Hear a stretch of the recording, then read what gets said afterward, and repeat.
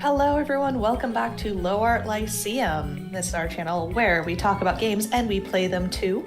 For those who are new, you may see that we're playing We Happy Few, and for those who have been here before, you'll see that we are going back to our roots. But this time we're going to be playing the survival mode. So hi, I'm Ellie. I'm DJ, and Ray's not here. Ray is not here. So we're taking a break from Barkley Gaiden, and we are playing We Happy Few. Yeah, I didn't want to do Barkley Gaiden and have Ellie do all the voices except Barkley. That would be difficult.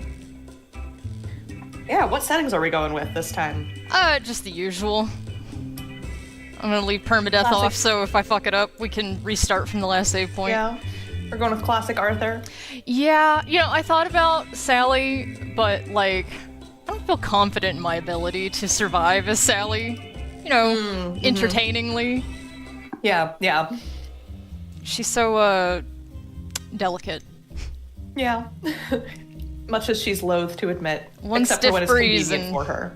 And it's over. Hopefully we get some new set pieces we don't normally see. So for anyone who hasn't played the survival mode before or didn't see our previous survival mode stream, this is actually kind of what the original pitch for We Happy Few was. This is what the original Kickstarter was a more procedurally generated survival game.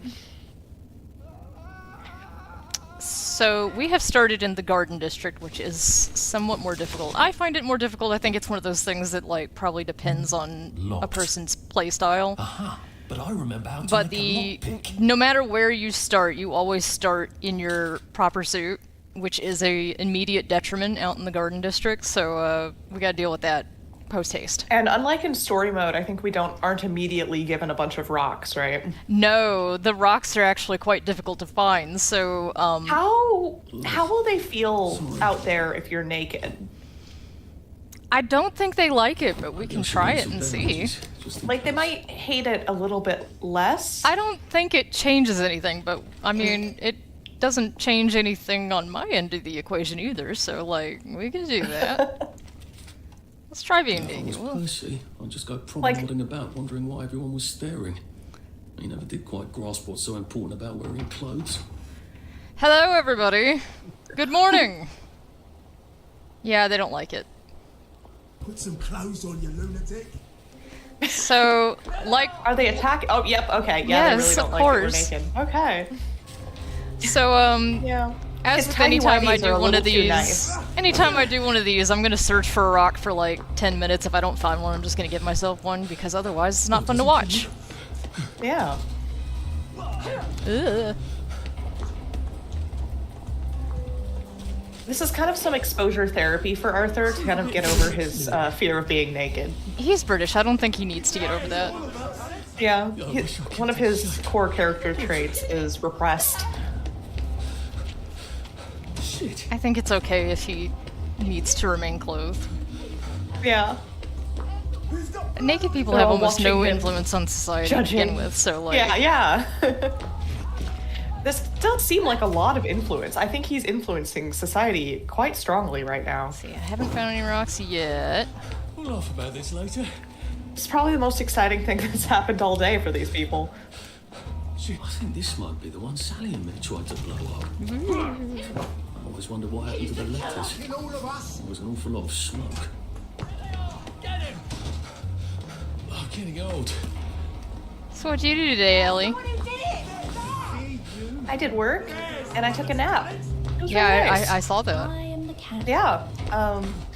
I rolled onto our Discord group.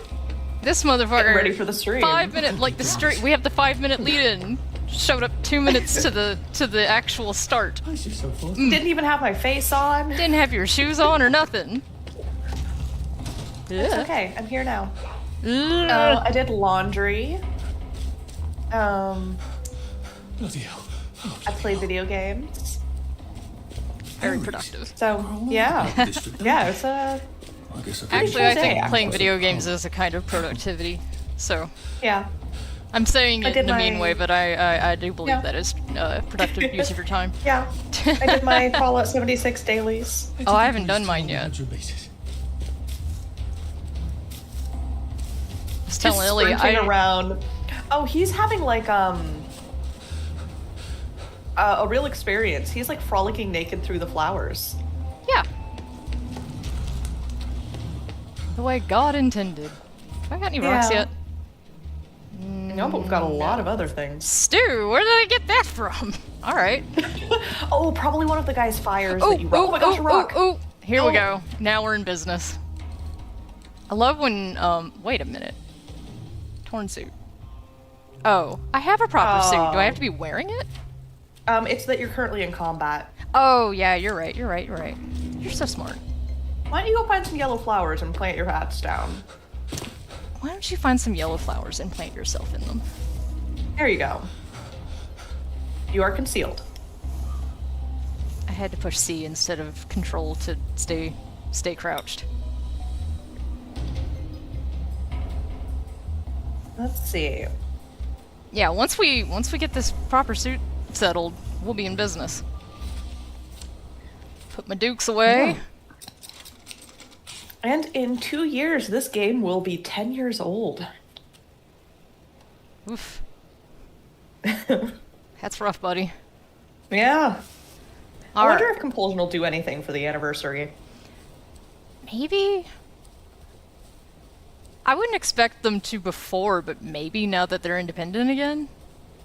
Yeah, because they're independent again. So they might, honor their independent roots a little bit more. I would hope that they would. Like, I don't expect them to do anything amazing, but like a tweet at the very least, but like, I would like some sort of gesture. It's a good game, I would love even having you open up Well, the maybe game not a and good the game, but- announcements. Worked for a decade Yeah. and a half, didn't You it? know what I mean? You know what I mean? It doesn't have to be a good game to be a good game. They you could know? update the news. That would be fun. Like, I went in Yeah, there yeah, and update the news so it it's- doesn't have that 2019. said new 2019. A Rose of Gilead. Percy told me about these. They're good for wounds and things. Okay, so now that I've got Mercy. my suit sorted out, I think the next order of business is going to be water, which is fine because I remember that we passed a water pump on the way over here. And unlike in story mode, being hungry or thirsty does not simply give you really bad debuffs, it will kill you. Yes. Who's screaming? Put that away. Oh, that lady over there, she's screaming. Oh, Oh, got your dukes up. got my dukes up. Ooh, wait. Here we go.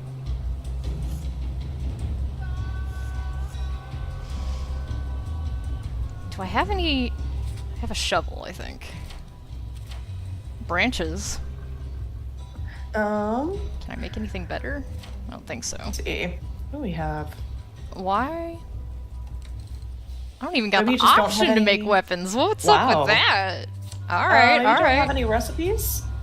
Maybe. Oh yeah, that would make sense. If I don't have any recipes, then I therefore cannot recip. Mm-hmm.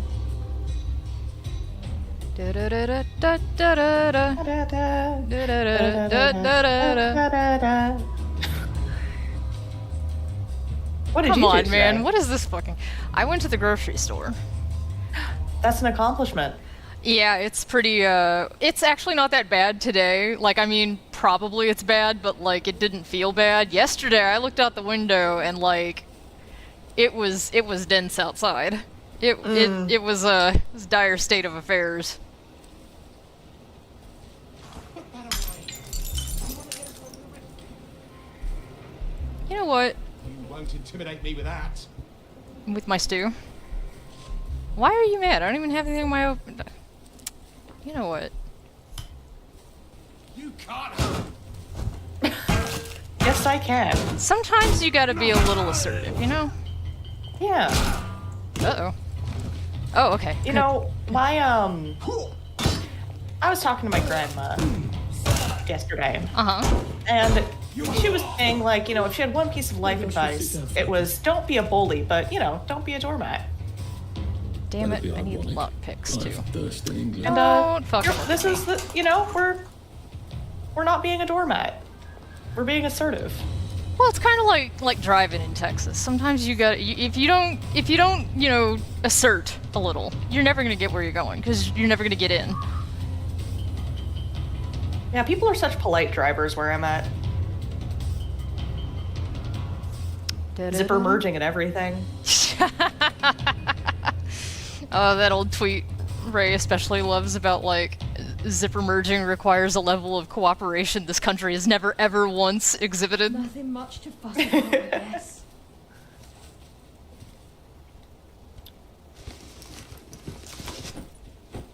Ooh, a Jimmy bar. It'd be great if one of these guys had a lockpick on him. This is not who I really am. I think it is, sir. Oh, Arthur. Maybe I can make a lockpick. Do I? Maybe it's not who you want to be, but it is who you are. Let me see if my berries will give me any liquid. Actually, my stew will, probably. Oh, yeah. Yeah, Yeah. that doesn't do me shit, but alright. I got you something. Berries. Okay. Oh, you know what? It's, The Forest is the game where berries give you a bunch of liquid. I mean, they do in, I think they do in the not survival mode of this as well, but, we're roughing it. That's okay, though. I got a plan. I got an idea. Okay. Ruined house.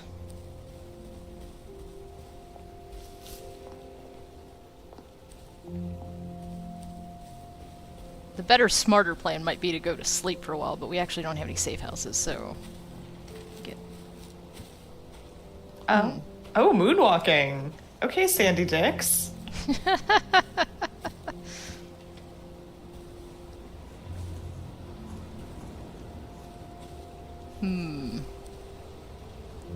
It's always a good idea to look in their backyards, too, because they have a lot of, like, free shit just sitting around out here.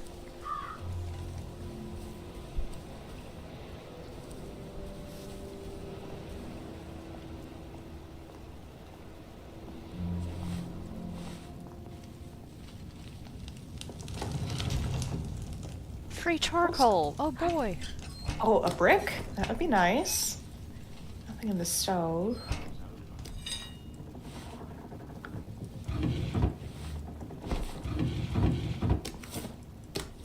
Ooh, we can make tea. Maybe so. Oh my gosh, the carrot's not even rotten. I think that water gives you a canteen also, which is going to be really helpful. Well, the value of the canteen is that I can carry water away. Ooh, raincoat, that's good. Alright, hold on a sec. Fellas, please. Ah, lads. Man, how long have we made this? We're like... Well, like I said, it's a rougher start in the Garden District. Because you're already, like, at a disadvantage. Mm-hmm.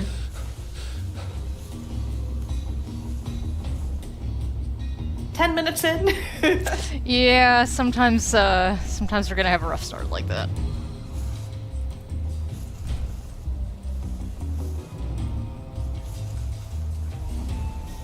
The amount of time in this game that you do spend just in some yellow flowers That's just. and in trash cans. That's the game. I do think there could be a more elegant gameplay loop surrounding that, so. I think there's a lot of things in the game mechanics of this that could be more elegant.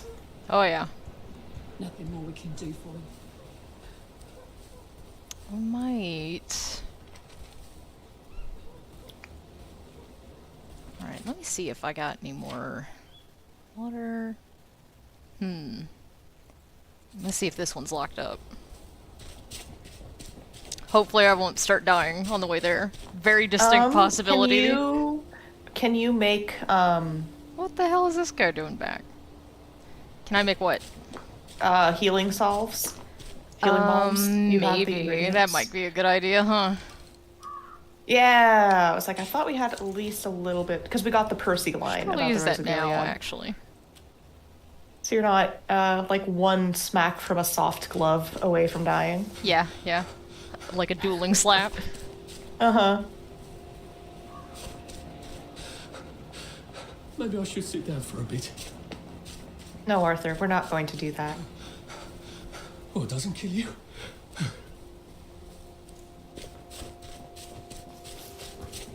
He's really- so pathetic. I really would have thought I'd start dying We'll laugh about sooner, this but later.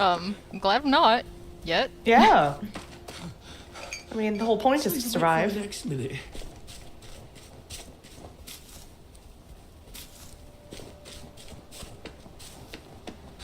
You know, the survival mode is fun, but I'm really glad that they took the narrative direction that they did with the game. Yes. This one's locked Because too. That's a problem. People wouldn't still be talking about this game and playing this game the way that they are, you know, almost a decade later if it had been just a pure survival game. Oh, you know what? So, like, I'm gonna tell you, there's probably a distinct possibility I am going to, ooh. Anyway, this church, the set piece, it's unique to survival mode, and I think actually there was supposed to be a quest for it. Because St. Genesius has a graveyard next to it, but this one's kind of a bit more built out, so I think it was supposed to be...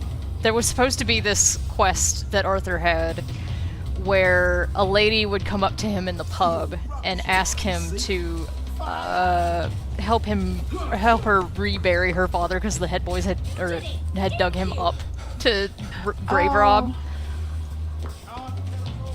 Yeah. This is a real problem. Fucking conundrum I got here.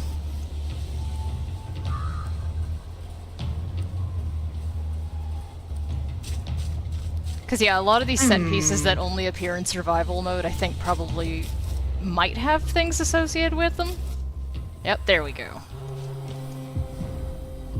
Quest found. You are dying. Hey, wait a minute, this is actual water. Yeah. I thought it was an empty canteen. Alright, well that buys us some time. Yeah. Alright. Why am I getting my dukes up? Why are we mad? Yeah. They don't like that you came a little too close to their water. Their water? That shit's locked up, they ain't even got it.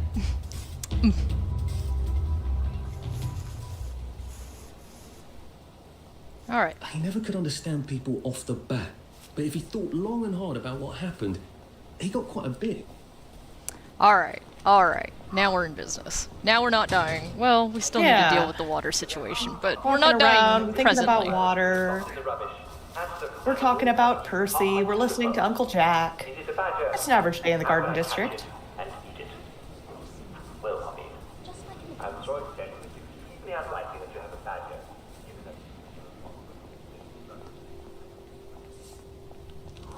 At least we have our memories, right? You'd be amazed. You know, Arthur is really the epitome of like, is he hot or is he just tall? I don't think he's hot. Yeah. I think Or Sally's like, oh my gosh, Arthur. I think you know the British were colonizers. You know they spread far and wide, and I think there has to be like an evolutionary thing for wanting to find gangly big nose guys attractive. That is perhaps permeated throughout everywhere that the British have gone, and maybe that's why we have people who think Benedict Cumberbatch is hot, or you know, guys like that.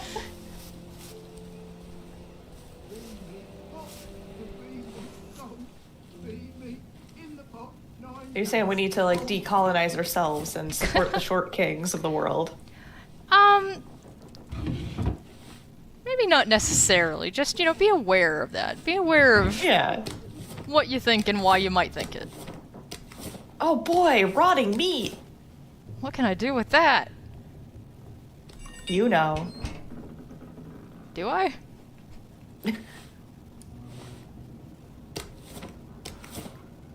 Rotten apples, hell yeah. I don't actually, contrary to what some fans may think, I don't think that Arthur getting some old meat in his hands would actually fix him. Check this out. Oh, it's not gonna work. Maybe it's not this one. Oh, it's this one. Oh, that one. That's the Percy one. Yeah. Well, we'll have Oh, to it's come getting back to dark. that. That's great. Everybody's gonna go to bed, and then I can steal from them. It'll be great. Yeah. Really, the Garden District is, well, I guess technically the villages too. Both of them are kind of easier to operate in at night in certain ways. I think the Garden District is much easier to operate at night, because, you really just have People head are boys, sleepy. and I feel like the head boy density is lower than the bobby density in the village. For sure.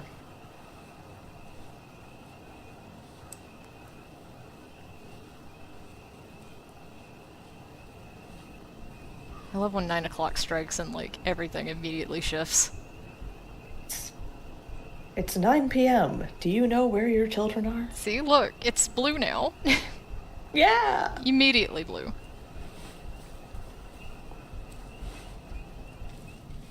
Okay, everybody should be All right, going now to we bed can look at that picture. Is that the Percy one? Yeah. Yep. It's Percy. I would What's up? love to like when they announced that Compulsion was going back to being independent. The first thing I was like said was like, all right, now we can hassle them personally, directly to let us see the code. And one, I want to know if that's intentional or if it's like some kind of glitch. Like I want to know why that happens. If it's because like a lot of the game. A lot of it is you have to like kind of ask yourself, is this intentional or is it a glitch? Because like if it's intentional, it means something, and if it's a glitch, it's, you know, and there's a lot of glitches in this game, so it's not like it's, you know, out of the realm of possibility that it's just there because they fucked up. But there's so much that is, you know, it could go either way. It's kind of interesting. That's also a kind of thing with that particular picture that makes me wonder if they... I don't think they care if I play the piano, actually. That makes me wonder if they had at first intended for that to be a bigger thing of like him seeing Percy and maybe having more things do that, and then they just kind of cut it but missed that particular one. Oh, yeah. Or if it's, or if it's a glitch, or if it's just supposed to be a fun little Easter egg. I think there's probably... I think there's a lot of stuff that was supposed to be a larger thing in the narrative than it is, but Oh, come on, you pack rat. You can't take all this with you. let's see. I don't need that. I want to keep those big weapons because like I can sell them, and you can only sell the ones that are in perfect condition. Whoops, what'd I drop? My branch? Yeah. I'll take my branch.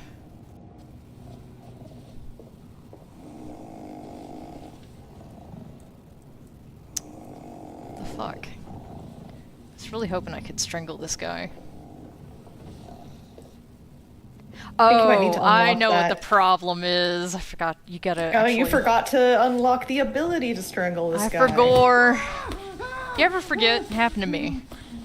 Yeah. Not me, though. Somebody forgot to set their fucking Oh, with all this alarm. Stuff. You better throw something away before I someone had an starts alarm chasing set for 5 p.m. Ooh. Because I knew I was gonna be sleeping all damn day, but I also knew I had obligations to be present for. Alright. If you move one of them off the bed, you might be able to sleep. Oh, I don't want to sleep. I like Oh living yeah, at night. actually the sleep meter's pretty good right now. What I'm hoping to find is, bobby pins. You got more points available. Lockpick. I didn't even find a single bobby pin. Damn. And I'm over encumbered. Yeah.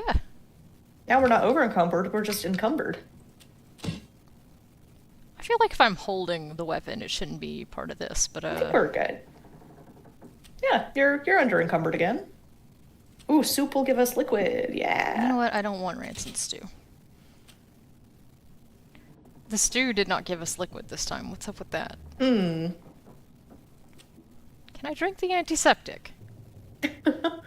The things that being thirsty will you ask.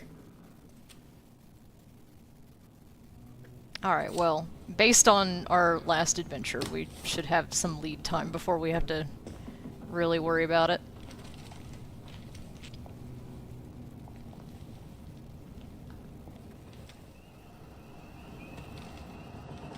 Maybe the neighbors have a lockpick or a bobby pin. Mechanical bits, rubbing alcohol. You'd think there'd be more bobby pins out here.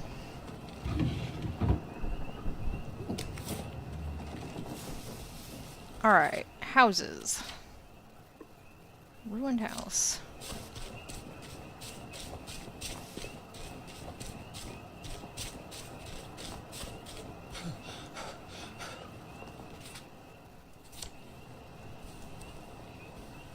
Yeah, I was thinking a lot about the concept of like adaptation, and how you kind of have, if you were to have a We Happy Few adaptation, you would need to incorporate like the main plot to it, like to be viable. But I think you're completely right in what you've said previously about it being a little bit more anthology style. And I feel like there's a way to find a nice medium between them, where it's kind of like you have individual episodes for like 1 or 2 episodes for each of like these sort of acts or stories, throwing in maybe one for Verloc and one for the general is kind of a thought there, but then weave in a little bit of background things and shorter things and have them all be kind of daisy chaining off of each other. I'll drop some stuff, Arthur, or it's I feel like it could work. Slow going. Yeah, I think, I mean, I think there's a lot of room for, like, very small stories, and I feel like I don't need that rancid stew. I feel like I don't need that rancid stew. You take the rancid stew and drop it on the ground. Let's see, what else do I have a lot of that I don't... I have a lot of charcoal. I don't think I need all that. Maybe, like, 6 charcoals. Yeah. Whee! No, I feel like the main stories are so large, and I feel like too, if you've already played the game, you really don't need to like revisit that in the show. I think it would be better to have something that was like the show is complementary to the game rather than supplanting it for people who won't play it. I think there's kind of the issue of often it depends on if it was something where it was like a script that was being pitched like to a production company to be made, or if it was a 100% made fan project. Because I think at a 100% like made fan project, making something that's complementary to it would be really good. But in terms of like the viability of creating something that kind of like is both an adaptation and supplementary, would probably be the most viable. I feel that the game's narrative is too dense to be adapted that way, like... Oh, it's got so much to it, yeah. Yeah, I feel like that would be a fool's errand, honestly, so... I should go upstairs and make sure nobody's up there first. And I think you'd definitely have to do at least, like, a mini-series. Oh, you're bloody mule. There's no way you're squeezing any of this into a movie. Oh gosh, who was it who has the rights to it right now? There was, back when the game came out, somebody bought the rights to it, and then they did nothing with it. and they were wanting to make a movie, which is just ridiculous.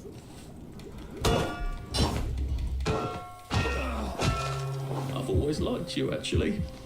Please. Yeah. If I hadn't smoked in high school, I kinda could cool. carry a bit more. Doesn't do me shit, but... Yeah, alright, let's make some metal tubes. Why the hell not? Ooh, water filter. That also doesn't do me shit, but alright. Oh, hell yeah.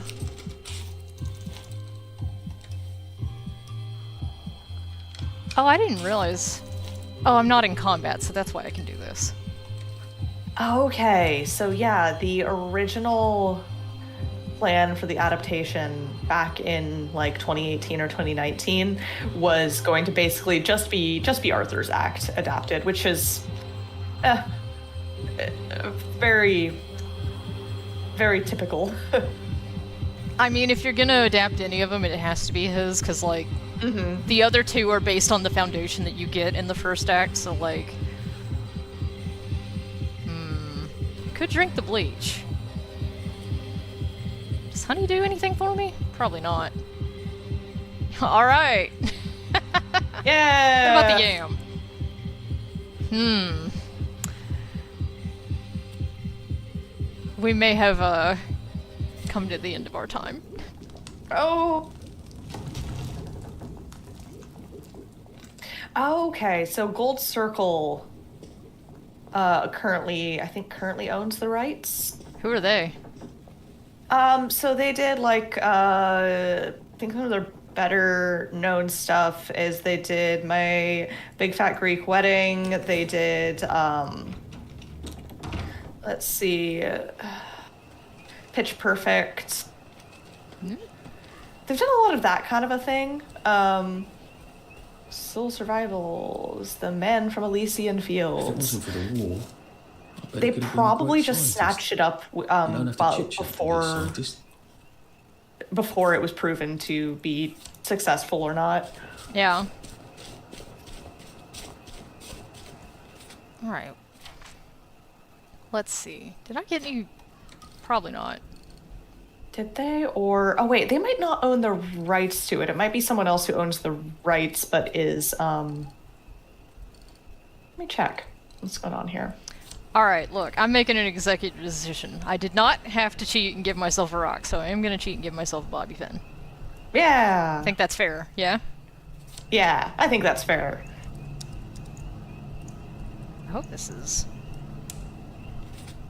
it.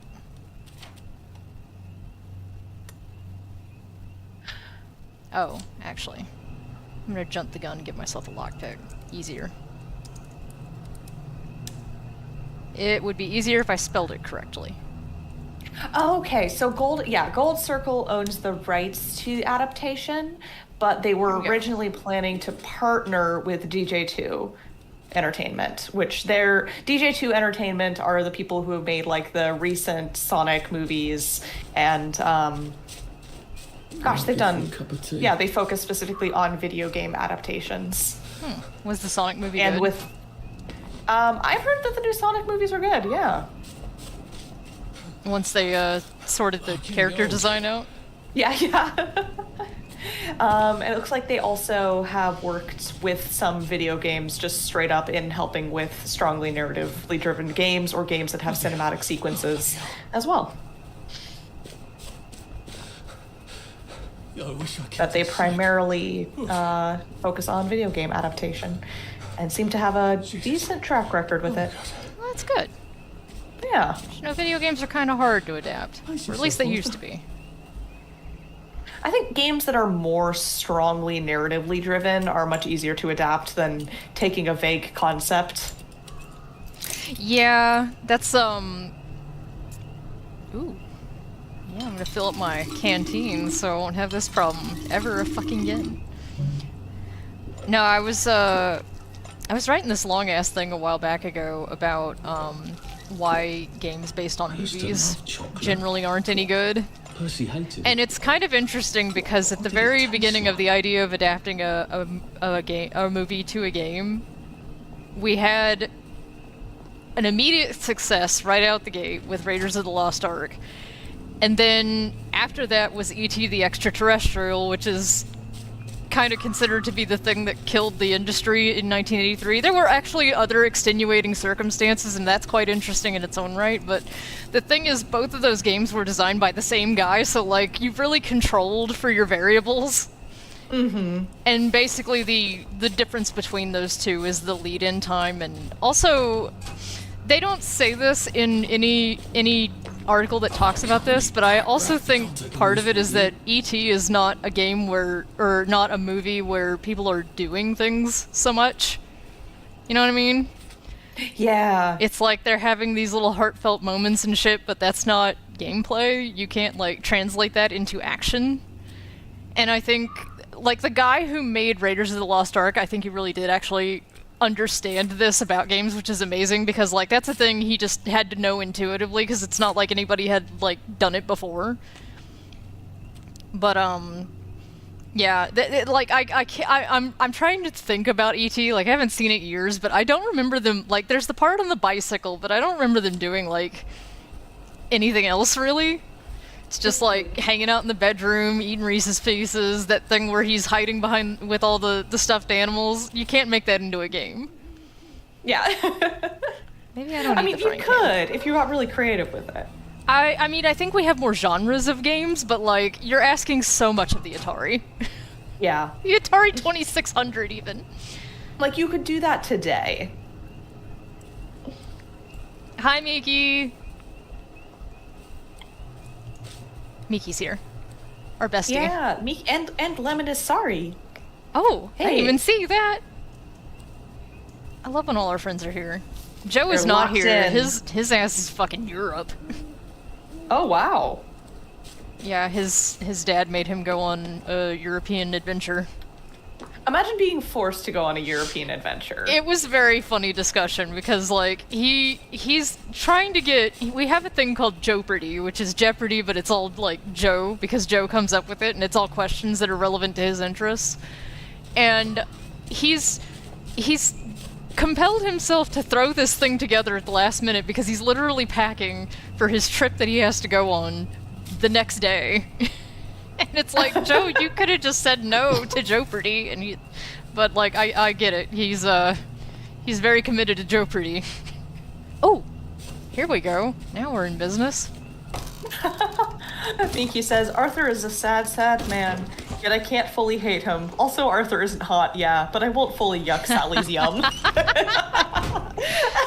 See, Sally, I think, has the excuse in that, like, what else has she been exposed to? You know, like, what else is there for Sally? Just a go-to just yet. Like, if anybody has been hit with the English evolutionary thing to find these guys attractive, it's got to be her, because, like, let's get all my shit out of the box. What's the button for that? E.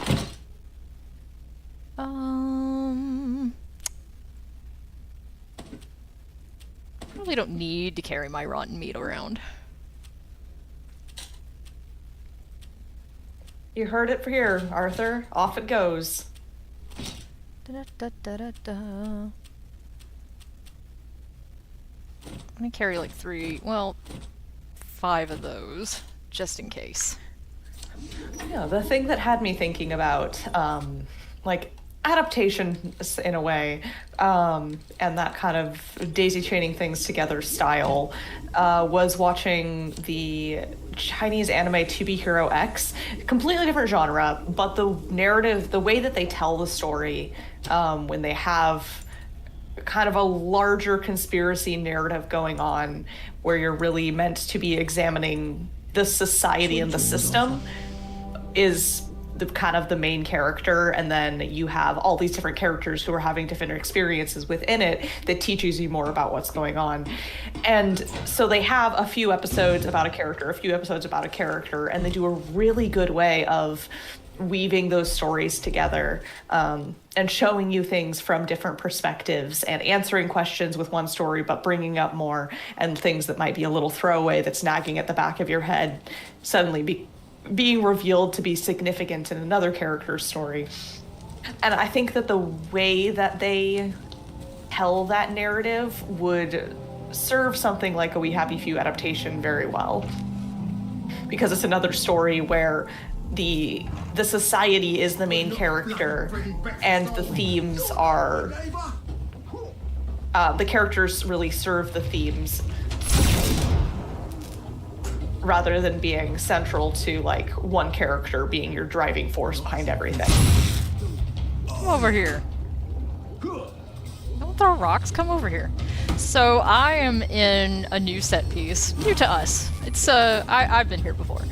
This set piece shows up in Sally's Act sometimes. I think it's an unmarked location. It was meant to have a quest associated with it. There's even like a named guy upstairs. Wow. It's pretty interesting. It's Guilty pleasure mask. Yes, that gives me another skill point, so I find this whole like structure not very helpful in survival mode though. Personally. The mask's giving you the skill points? Well, just the way the skill tree is structured, because like you will never have enough skill points in survival mode to like fill this out. So like really you just like you pick one of these little trees and that's all you do. Because there's just not enough survival mode to fill that out. Anyway, what happens in this set piece, originally it was not supposed to have head boys in it. It has wastrels, but there's like a guy up there, he's like a scientist, and he's doing some shit with histoplasma. He's basically trying to make, what is it called? Basically the liquid form of the histoplasma that you had to make like berserker and stuff. And Sally has to do... Yeah, you wait till they stand on that puddle and then you zap them. Sally has to do this entire, like, thing where she has to listen to his, like, friends down here who are working. They are having discussions, and she has to, come up with... What? Is it hallucinogens, yeah. Yeah, hallucinogen. Hallucinogen, that's what she's trying to make. And she has so you make the hallucinogen, and that's used to make hallucinates. Yeah, and she has to listen to these guys talk, and then when she's listened to all of their dialogue, she can pretend like she knows the scientist himself, and she's all flirty with him and shit to get his hallucinogen recipe. But I think the reason they took that out is that the whole thing is kind of predicated on her not being able to synthesize this herself, which... Oh, he's peeing out of his hand. Yeah. Wow. Also, peeing on a live wire. Come on, man. Where is he? Where'd he go? Cleaning the oven. Oh, you know how it is when these guys just move around all willy-nilly.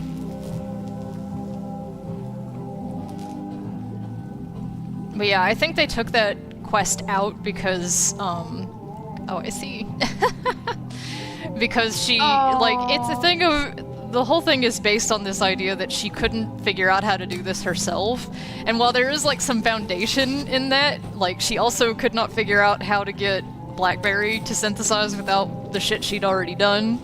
But she asks another woman to help her with that. So that's like, you know, if you're doing this whole story about, like, I'm Sally Boyle and I hate how I can't get along without men, but, like, you know, you can't be having her steal formulas from men. She's got to do that part herself.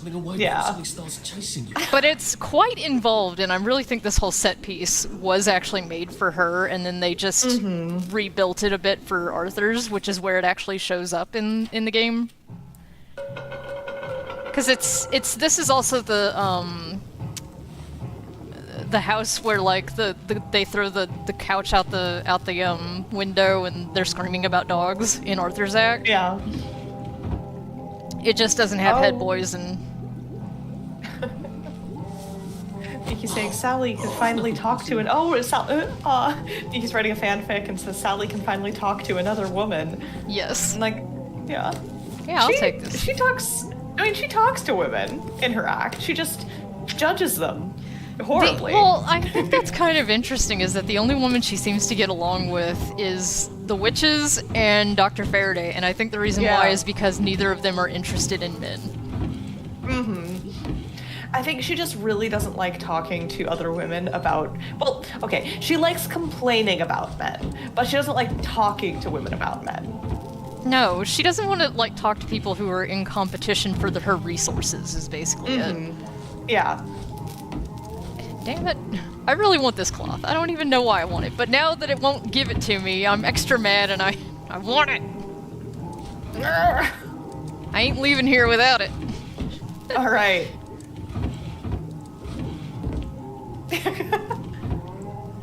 Alright, hold on. What if you jump on the stove first? Here's what we're gonna do. Oh my god. Okay. Ooh, Thank you. Ghostin'. This is a really cool. A really cool set Set piece. piece. You almost never get to see. That is one of the things I like about survival mode, is you get to see a lot of the things that were fully created but just didn't make the final cut for the narrative version of the game. This is also a good set piece for getting, like, all these weird chemicals. So, like, you really want this to show up in Sally's survival mode if indeed you are going to do one.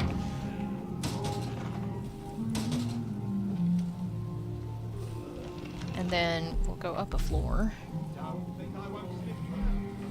Don't think I won't Shredded spin you out. raincoat. Alright. Man, yeah, you're so right. Being bi is great. Nighty It's- night. Yeah, it's nice, it's, you know, it's nice, like, when you can, like, you know, you can choose if you want to be with a man, but you don't have to be with a man. Though even if you're straight, you don't have to be with a man, you know? But, you know, you've got more options. Look at this guy with his Oh, bubble. the bubbles!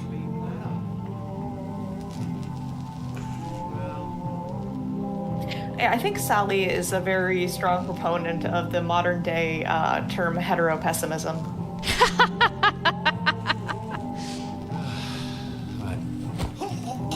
Leslie, that's a girl's name. Didn't used to be. No, I know, I enjoy that joke. Like walking up to these guys like, Hillary, that's a girl's name. Tiffany, Hillary, that's a girl's Leslie. name. Tiffany used that's to be a modern name. That used to be a man's name. And it's much older than, Ralph, you're not Than you would bloody think. mule. Yes. Pick what you can carry easily. Eating my berries. Alright, what am I holding that's so damn heavy? Maybe I don't need all these cricket bats. Maybe I don't need that shovel. Oh, he's saying, including the idea of Sally having, quote unquote, cheated on Arthur. As in, she hung out with another guy and Arthur trying not to think too much of it while he's in emotional pain. Oh, he would not handle that well, yeah. Ooh, they're so messy.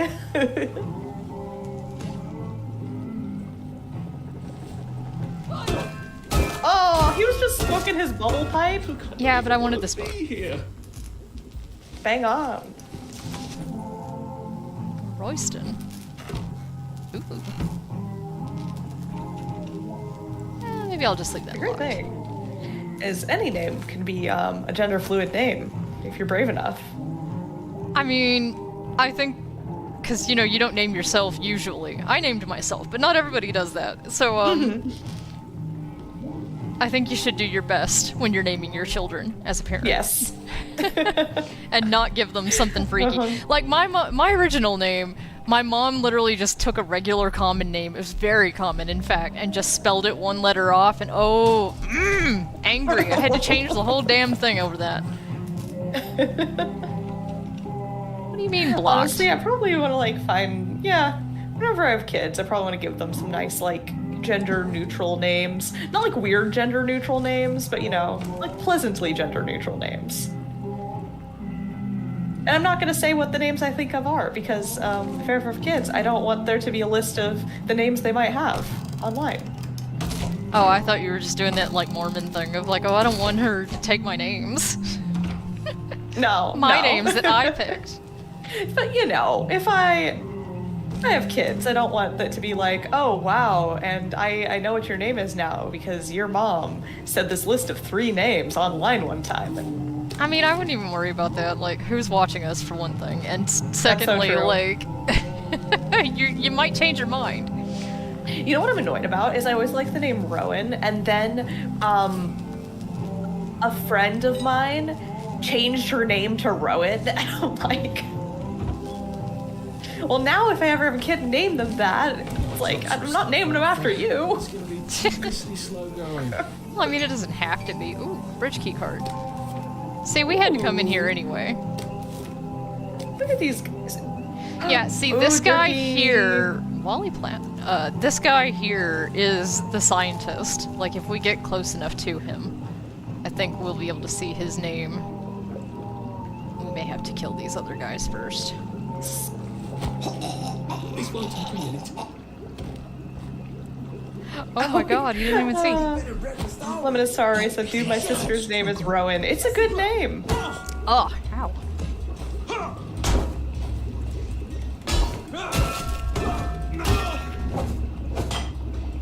Yeah, Ed Franklin. This is the guy. Like, he's a named character. Like, his name is consistent every time you see him. Oh, I love a good consistent named guy. We have Because he is, yeah, he seems like just some guy up here, but he was meant to be like a specific character, so his name is always the same. Whenever there's a named character and we happy few, I always try to like look them up and see if they are anybody, because they name people after things, but no, Yes. nothing's coming up except for a British actor. Not going anywhere with I all this think it stuff. is something, but I don't Jealousy remember self. what. You know what, I probably don't need this one since I got this knife. You know what, I probably don't need either of those since I got this bitchin' axe. Oh, I just dropped my axe. Let's try it this way. Yeah! Alright, I like the way this is working.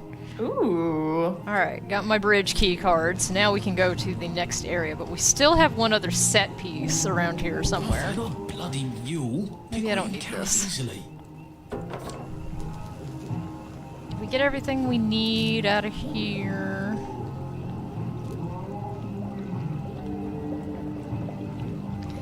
Oh man, yeah, I love that you're writing fanfic. With Miki talking about writing We Happy Few fanfic. We need more variety in the ecosystem. Yeah, put that on AO3 and we will read it. Yeah. Alright, we're doing pretty good, I think. It was a rough start, but we're doing alright now. Yeah. Ooh, we could even get high if we wanted. We may wish to save those.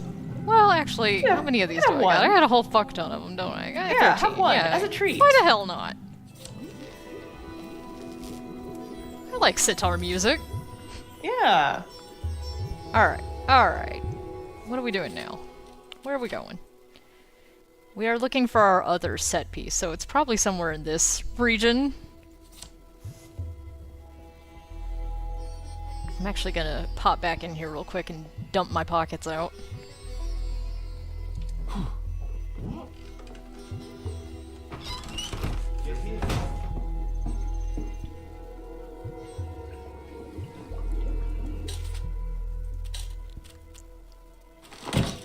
All my crafting crap. Let's see. Enhanced rock. Oh. Zerk spike. I don't really need that in my pocket. Crash syringe. That could be fun. Go-go juice. Hallucinex. Can I make anything cool with this stuff? Let's see. No. I can go fuck myself is what I can do. Jerky?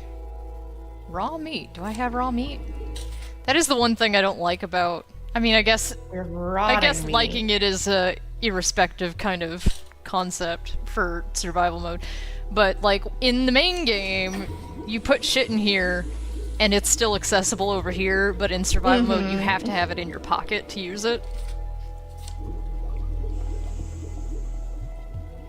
Which, like, I find it annoying, but like I see the point of it.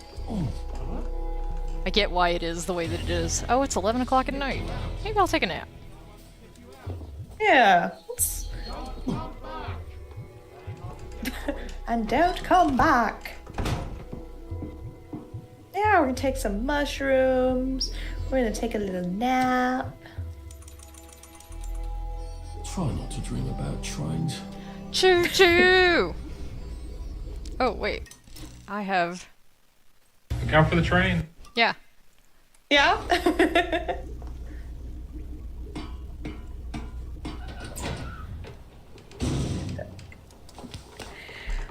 Oh, the way that there isn't actually even a train in this. I think that's very cool and fun. The only way You it never could see be the cooler train. and funner is if everybody understood that, like, what happened on the train is not meant for you to know. Yeah. And you only ever see the carriage, never the train. And the couplings aren't even correct for this time and location. Ah.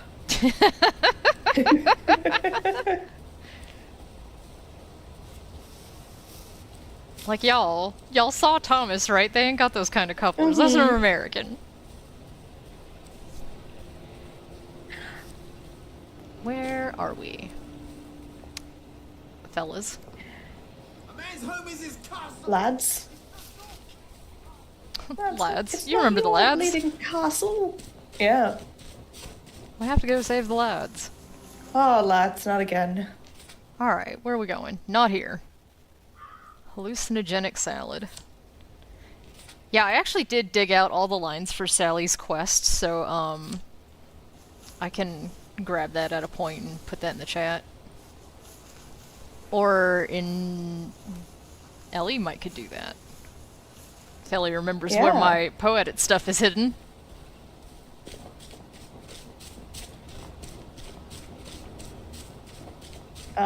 Where is your poetic stuff? Is it in the compulsion chat? If you go on my, We Happy Or is Few it under blog. Choo Choo channel? Oh, on your blog. Yeah. It should be... Yeah. Shouldn't have to scroll too far to find it. I'm on my way. Bitches love berries. Ooh. Yeah, they do. They Rowan do. berries. Good. That's what I need. I can make myself some good shit. No, I can't because I don't know the plan. Ooh.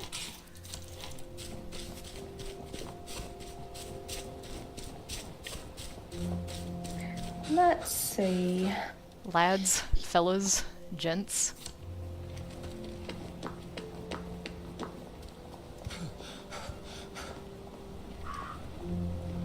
On the DJ's website. I love that you have a website.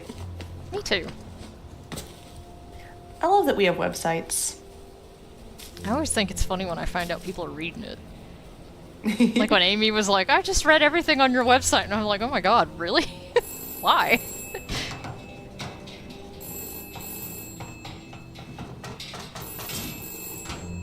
This is for the benefit of Mr. Kite. The rabbit got into the garden. The rabbit got into the garden. Sounds like some sort of secret message. Is that the hallucinogenic salad one? Yes. It says remember. Here we are. All right. We've got, yes, finding it. Let's see, Sally. There's, oh, the quest notes. So first we have the quest notes, so the things that will show up in her journal during that quest. Supposedly, Ed is out here in the garden district studying histoplasma mushrooms. I've never made a proper extract. I should see if I can charm his recipe out of him. He's supposed to be somewhere in this house. I wonder where the lab is. He's supposed to be somewhere in this house. Where would you put a lab if it were in the garden district? Yeah, sometimes they duplicate lines, so you don't gotta read the whole. I'll need to listen and see what I can learn about him that only someone who knows him would know. The actress and the bishop, eh? I'll need a little bit more than that. Here we go. He stole a Bobby's hat and a hat with a mate and some girls. I've certainly done that. Why not with him? I think I almost have enough. I think it might be better to read the script before the quest notes, And then actually. go back. Yeah, I think you're right as I'm through it. All right. So we've got Sally. talking to herself, I imagine. Ed Franklin's doing research on histoplasma mushrooms in the Garden District. I've never managed to make a decent extract. Maybe I should pay him a visit. Let's see what Stuart's got to say for himself. And Welly, Ed hasn't come down from the attic in days. Wellette, you know how paranoid he gets. Why when don't he's you doing just do chemistry? male and female voices to connote that? Yeah, Ooh, used up Ed gas hasn't come mask. down from the attic in days. You know how paranoid he gets when he's doing chemistry? Someone might steal his thoughts. Sounds like someone's been taking too much of their own medicine. I wonder if I can charm him into revealing his secrets. I should probably snoop around a bit before I try to talk to him. How can someone who lives like this do any science at all? You know how paranoid he gets when he's doing chemistry. Oh, someone might steal his formula, she says again. Look, don't get me wrong. We're mates, right? Back in the day, me and him and some birds stole a bobby hat. Oh, but as a chemist, well, I still feel bugs crawling in my hair. You don't have any hair. I don't have any bugs either, but I feel them. Remember back in the village, he had that dead parrot, and he insisted it was just sleeping, and then he said it flew away. See? Bugs. Well, he's got a whole new recipe now. He says it's perfect. I hope it gets rid of the goddamn bugs. I mixed up the... Oh, oops. See, bugs. Oh, wait. I mixed up the voices on this girl. She said, well, he's got a whole new recipe now. He says it's perfect. I hope it gets rid of the goddamn bugs. No, those are the nuts. No, those are the nuts. How long has he been telling that stupid joke? I swear if I have to hear it again, I'll kill him. Everybody See that loves I that don't- joke. Shut the hell up. Tattoo it on his bloody arm. You already told everybody the stupid fucking joke about the actress and the bishop. I want to hear I that think I've joke. got enough. I hope I can pull this off. And then she goes to find Ed. Ed, I found you. Who are you? Ed, don't you remember me? Sally Boyle? Do I know you? I you like your remember? little puzzled British accent. Don't you remember? No, I don't remember you at all. Are you a spy? Are you trying to steal my thoughts? Get her out of here! She's trying to steal my thoughts! You told me this hilarious joke about think I used to the know how to actress read. and the bishop? Oh, was it a pub?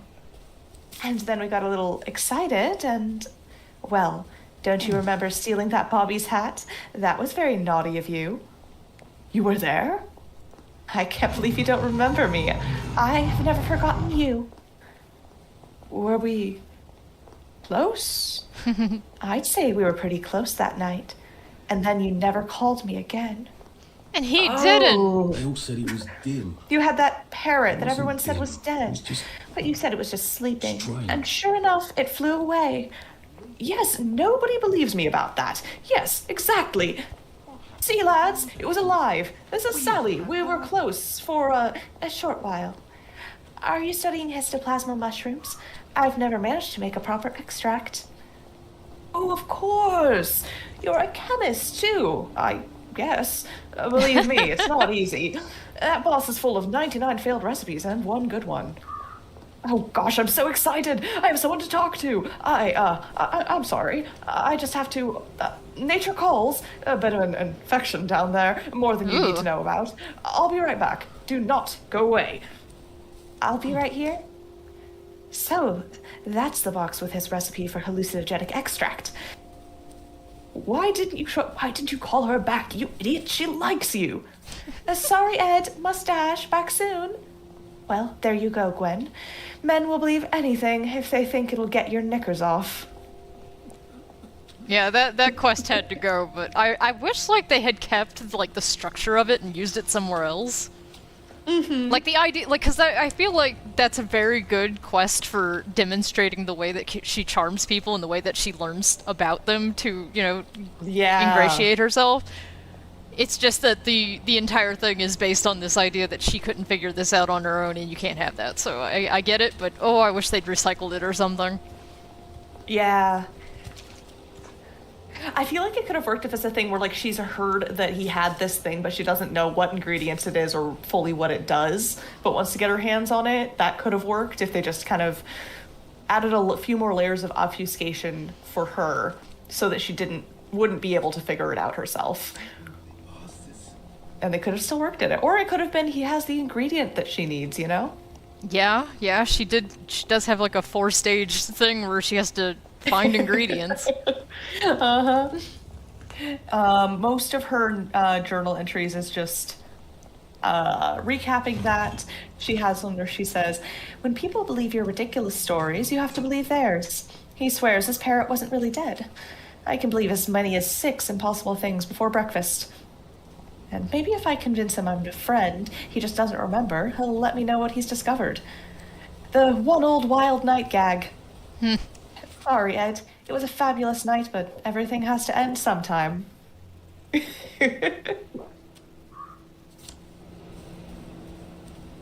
Look who's not dying of thirst.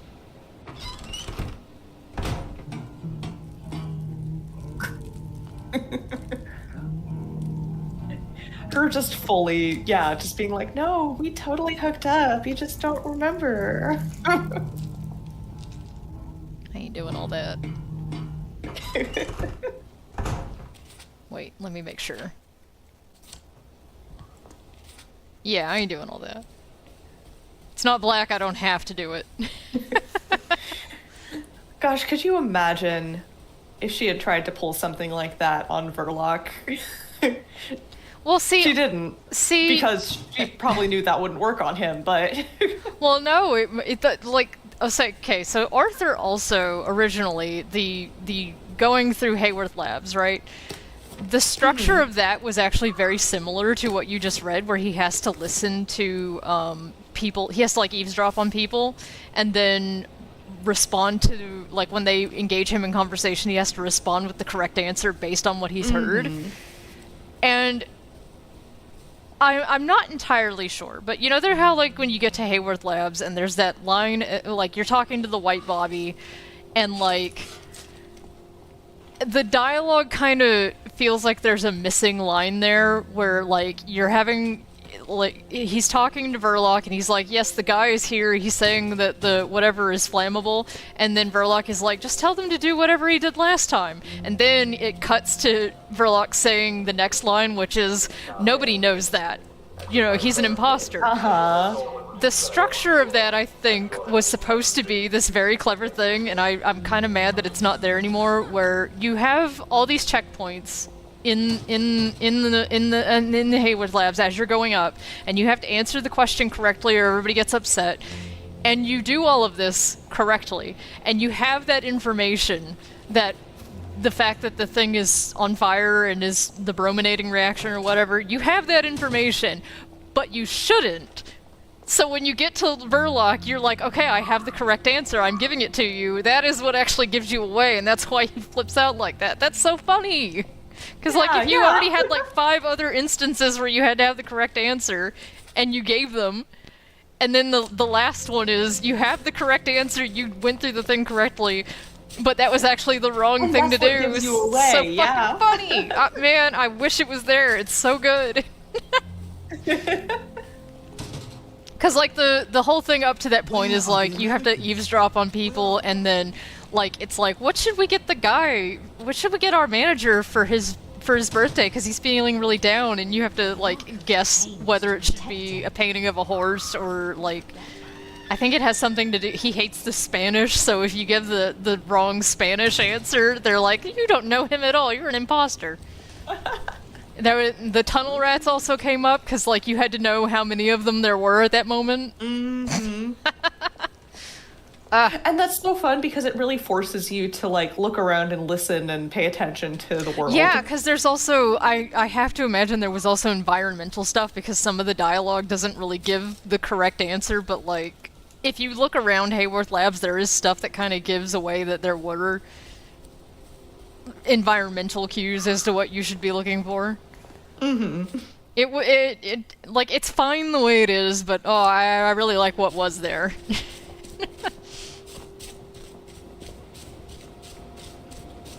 It's like we could have had what we did and more. Yeah. Like, I'm not upset that we didn't get that, but like, fuck, man. Seeing the structure of it is just like, that's very clever. It's really good, yeah. Yeah. Alright, here we go. I really like haute cuisine. I think it's a nice mission. Quest. They call them quests in this. Okay.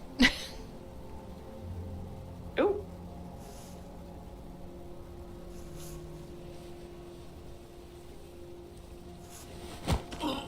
Look, it's not you. Man, I it's love me. the art and environment in this game. Me too. That's also one of those things of why, like, stylized games that aren't trying to chase realism age so much better. Oh, yes. I really wish, like, I don't know. I think there's this thing among Unreal Engine games, which this is, that people think they all look kind of samey, and it's because they all use, Just relax. they all try to go for a realistic art style, and I also think it's because, like, Unreal Engine also has art packs that you can buy, and I think a lot of people use them because they're cohesive with each other, and it makes things look, put together without having to hire an entire art Yeah. department, but at the same time, it also makes your game look the same as everybody else's game. So I see what it is. I see what the struggle is. And a game like this, I think, really benefits from having a stylized art style because I think, especially because the gameplay is kind of lacking. I think if you had... Ooh, I'm slow. I think if you had this gameplay with a more realistic art style, we would never have fucking heard about this thing. Oh, absolutely, 100%. I think that that's something that, with all three of their titles, that is something that Compulsion excels at, is really distinct, memorable art. And that they very clearly value that, and I think with all three of their games, they did start with an aesthetic and an art style and kind of a more general concept based on the visuals, and then develop story out of that. Well, I think a lot of it Stuff, Arthur, or it's is gonna be tediously Whitney slow Clayton. going. Like, Oh, because, like, the visual style of all three of those games is, I don't want to say, like, similar, but, like, you can tell it's the same person. yeah, Whitney Clayton's art is so good.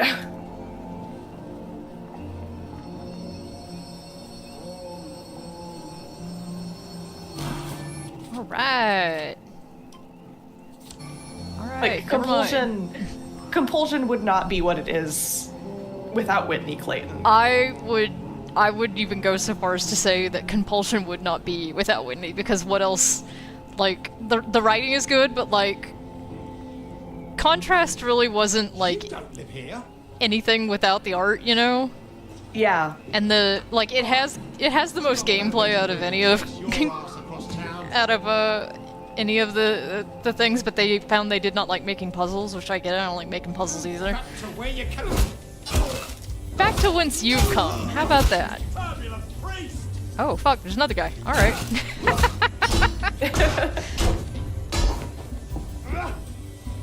Throw your rock.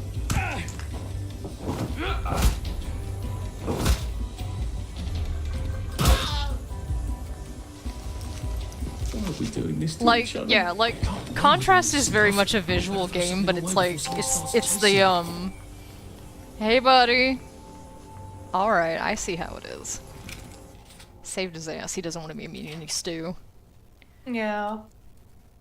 Like, Contrast is fine, it's whatever. I bought it originally, I enjoyed it, but like, I don't think I would have played it ever again if not for the fact that I wanted to show it in comparison to We Happy Few, you know? Yeah. Like, I enjoy Contrast, but I enjoy that kind of style of game, which is why, like, I was the one behind the controller when we played it on stream. But I think it's definitely it's a very short game. I think them deciding, hey, maybe making puzzle games isn't for us was a good call. Or it's gonna be tediously slow going. Yeah, I don't really like the platforming in it, and it's very clear that they also did not like designing around that kind of element. And it seemed too that like, because they had to bring some people in to write for this, which great, good choice, excellent. And I really feel like that they would be doing a lot better if they selected gameplay that complements narrative writing better than the games that they have done thus far. Because I do think, like, they don't seem very good at, like, designing gameplay, and that's fine if you work around that, which they have not done, really, so. Like, I know South of Midnight was, like, kind of an improvement gameplay-wise, but at the end of the day, like, if you're if like the gameplay is what you're selling it on, it needs to be better than that. It needs to be more varied. It needs to be more interesting. I think that's one of the things that I think with South of Midnight, if they had leaned really hard into like it being a narratively driven game, and like rather than trying to give it the action combat thing, then I think it would have been a stronger title, a stronger experience, and also I think more people would have felt it was worth the price. Because like obviously within people discussing compulsion games who like compulsion games as a studio, you get a lot of people, you know, really loving it or having complex feelings on it, you know, and you have people who are sort of taking the like political and representation angles with it. But when you look at discussions and reviews and everything from just like the average player, it's a lot of people feeling like the gameplay experience that it offered wasn't worth the price that they were charging. It was expensive. Yes, it was expensive, and that was because it was an incredibly expensive game to make, because it took a very long time for them to develop it, and which is a lot of why they were one of the studios that was, you know, cut when Xbox was giving a bunch of studios the boot, because it took them like 7 years to make a game that has a very short amount of game time. It's like 6 to 12 hours is the average for how long it takes people to complete it. I picked a flower and got over encumbered. Straw, camel's back, and all that. Oh. And yeah, with South of Midnight, I think that if they had either really leaned into the like combat experience of it, combat adventure thing, or really leaned into the exploration and narrative adventure side of it, it would have been a stronger game. But instead you get something that doesn't quite land the plane into either of those categories in terms of the gameplay loops. I just didn't enjoy the same, like, even just watching Ray play it. Ray played South of Midnight Forest. I did not like watching the gameplay of it. It just wasn't compelling. Compelling. Compulsion. Aha.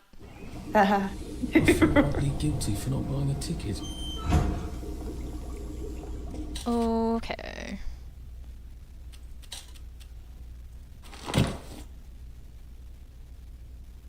Let's see, what else? Maybe I don't need 9 rocks in my pocket.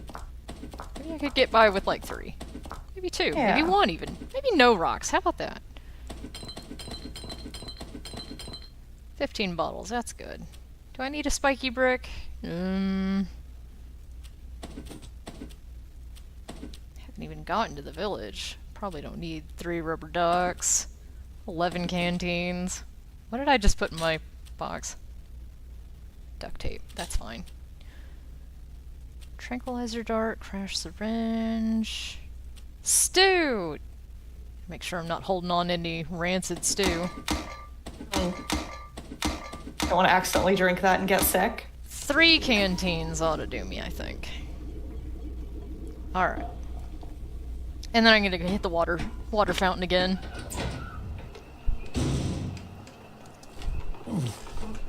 Whee! Wahoo! I just think that, you know, it kind of the intention in making a game is important. We'll laugh about this later. Yes. the intentionality. Yeah, it is interesting because they did, even in the Cost of Joy documentary that they made about the making of We Happy Few and kind of the the arduous process of that, and they did learn a lot. Like, they learned that, hey, we don't necessarily want to do a Kickstarter again because of just how hard it is to make people happy. When you give people that kind of sense of you owe them a certain game, and the game that you're making isn't turning out to be the way that you originally pitched it, you are under a certain obligation to provide something that they're happy with, which is why survival mode exists. Actually, is because their early backers were upset at the narrative take. Like, some of them were, and some of the... Hey, buddy! Some of them were upset that the design of it had changed, and others were the ones who actually suggested the design should change because the world is too good to not have a story. Yeah, those people were very happy with where it went, but Johnny B. There was Johnny B. Alfie, you made it back. Good man. Good Hell yeah. man. Where'd I get this flashlight from? Alright.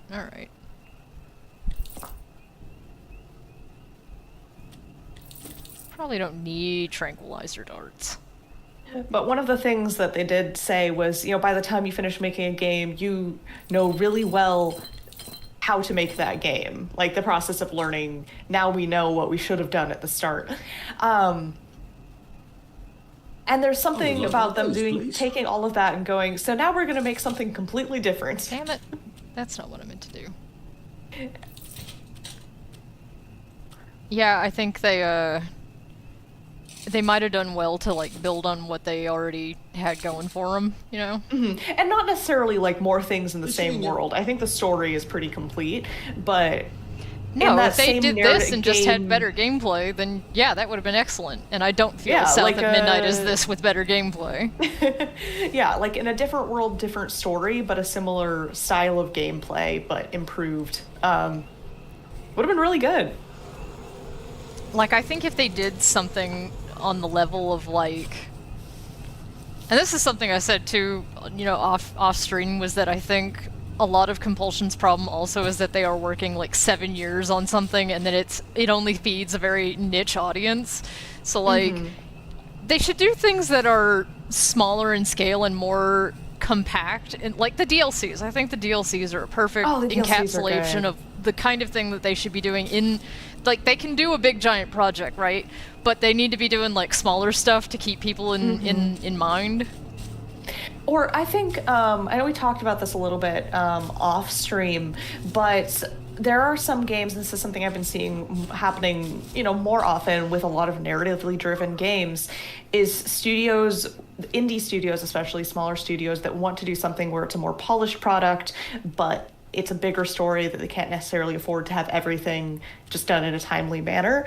They will release it episodically. Like, you'll still pay for, like, you can either pay like an early access price for it or something, or just pay for it with the understanding that it will be gradually coming out over time.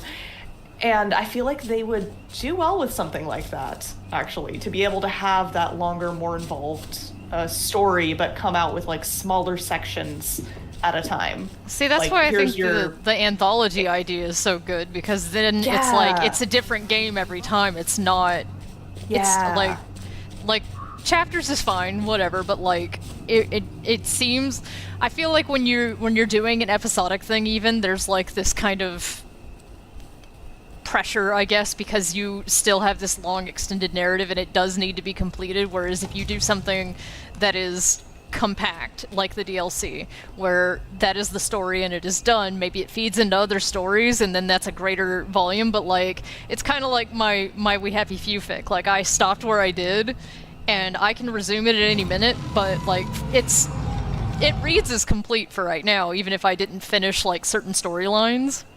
It's fine the way it is. And that just gives you like more freedom, less pressure to finish when you are working on a smaller scale like that.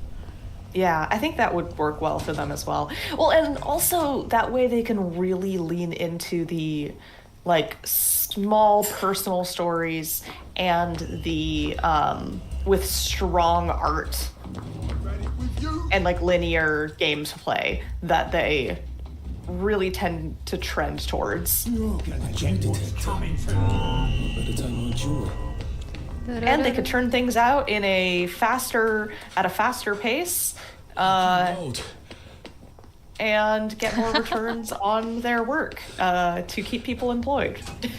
Well, you know, Miki, so my fic, the thing about my fic too is that because it's all in like episodic little chunks and like everything is its own short story, you can take your time reading it, because like it's not like, you know, you read the one chapter, you got the story, so it's not like you gotta read the entire thing to have enjoyed it.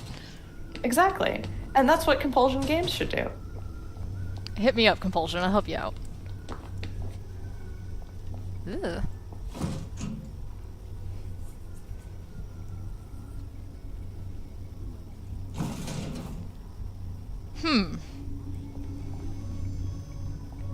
There's a Turing system in there. I'm actually trying to find the safe house in this part of the island. Mm-hmm.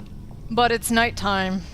Am I going the right way? Yes. Right-ish.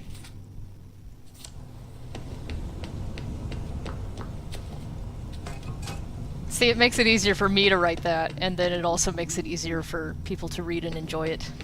I got a plan, I got structure, I know what I'm doing.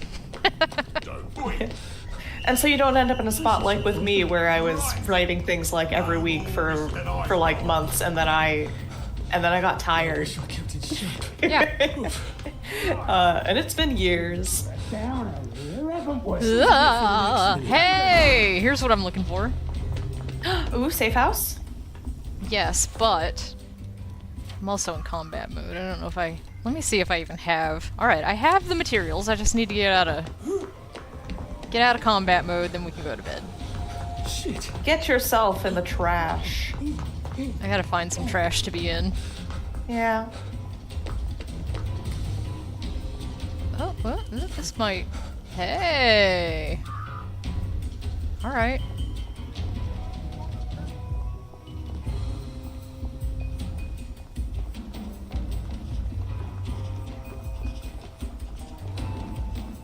Never an alley when you need one. Ooh, wait, can I get in here? Hell yeah. Who's the vested hiding? Yeah. This jank ass fucking...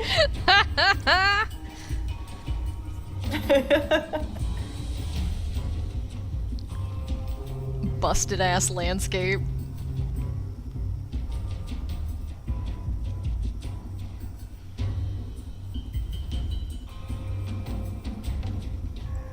Aw. Alright.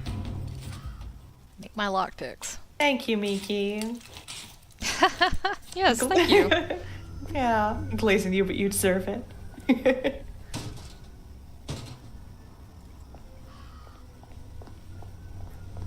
Alright.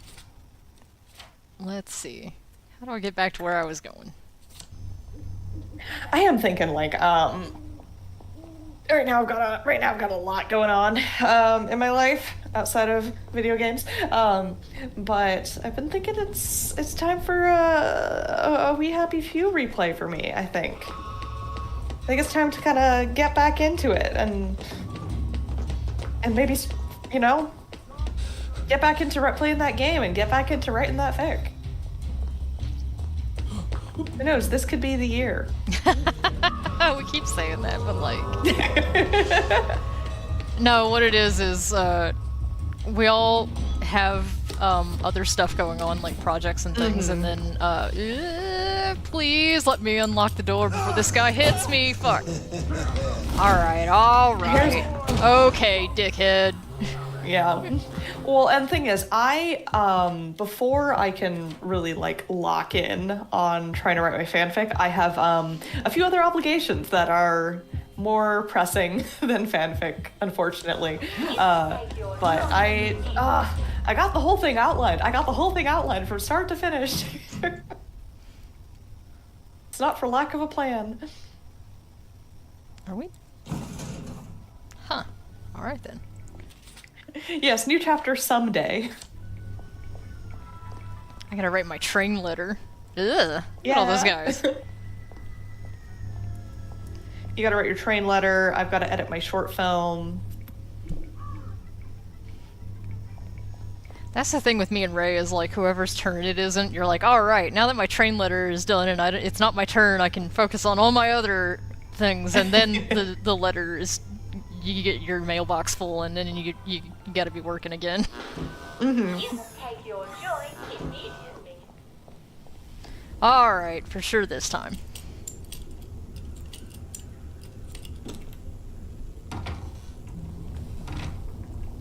Lock.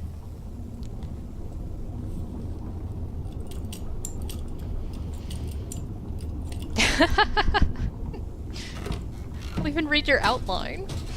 Oh. I don't do outlines. Ellie does, I think, but I don't. Yeah. My outline, I don't do formatted outlines or anything, but I basically brain dump everything, and then I'll rearrange stuff, and I'll figure out what is the story, what's going on. And then with this one, I did take things and I broke it into, I have through the end of kind of act one of the fic, I have everything, part one, I have everything broken down by what happens in every chapter. And then for the sort of act two and act three of it, I have the general outline of what happens in the act broken down. We are in business now. Wait, I don't have the plan to make tea. I'm English, I should know how to do that by default! You should be born knowing how to do that. I should! Sick up tea, but I don't know how to make the regular kind. Alright. You could teach yourself how to make tea. I think that makes sense. Arthur should know how to make tea. I think that it's canon that Arthur knows how to make tea. I don't know, put it up for a poll. Do we want to cheat and learn how to make tea, or do we want to get by without it?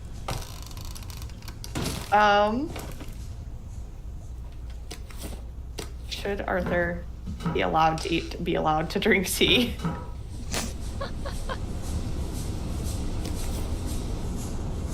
Ooh, look at that. I don't got no money. Yes. Pinky out. No, let him suffer. We are British here. Might take a nap. I made a poll. Now I lay me down to sleep. Should Arthur be allowed to drink tea? Yes, pinky out, or no, let him suffer. Well, in the apparent likelihood that I will be cheating and teaching myself tea, look up the console command for that, will you? Yeah, I can. It should be on the, well, I don't know, the recipe for it may not be. Sam keeps a pretty tight wiki, so just go in there and look for it. I'm sure you'll find it. Oh, he keeps such a good wiki. I know.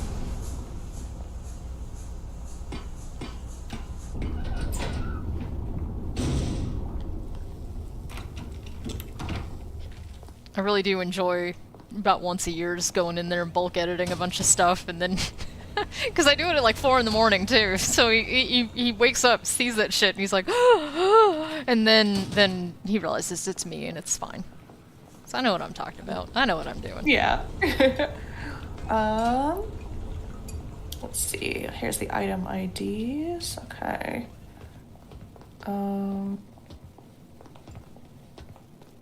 Your hair. Recipe IDs. Here we go. All right. Found recipe IDs. Margaret, that's a girl's name. Tea. Okay. Here we go. Let me. This for ya. I love the wiki. All right, I've got it ready for you. What is it?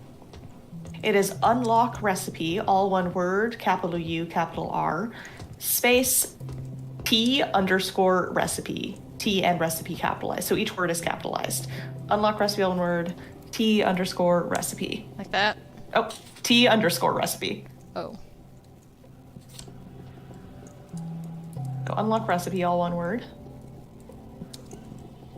T _ recipe. Recip. Tea There is now you available in your go. journal. Alright.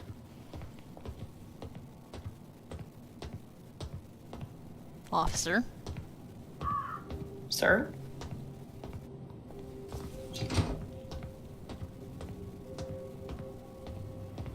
Wait a minute, do I have a polarity device? That'd be fun. Ooh. I do not.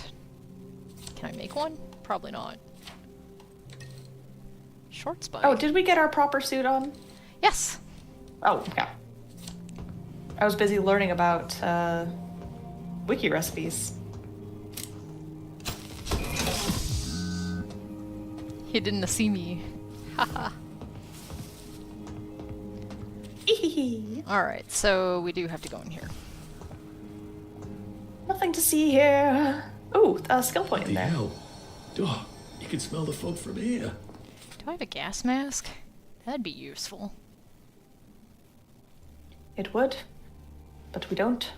But we don't. Guilty pleasure mask, and then... we'll actually revisit that in a moment. What's the other? Majorca Lane. Okay, alright, we can do that. We can do that if we go the right way. Sometimes you gotta like look at these set pieces, and if you already know what's waiting for you there, you can kind of prioritize what's gonna... Some of them too, you need requisite materials before you can even attempt to do whatever's going on in there. If I could read a fucking map, that would be great. Combing her hair with a hat on! I don't think I've ever seen the hair combing animation. That's kind of fun.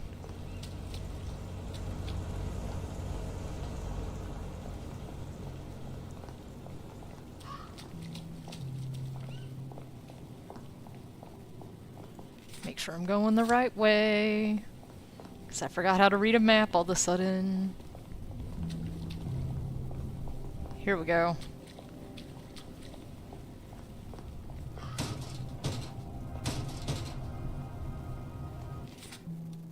Let me eat up, get refreshed, hydrated, all that shit. Maximum stamina. Ooh, yeah, that's a good idea. Health's peak. Ooh. Low damage, heavy. No, I'll keep my axe. Axe is a good idea.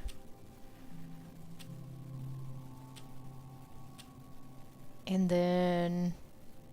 yeah, we should be good.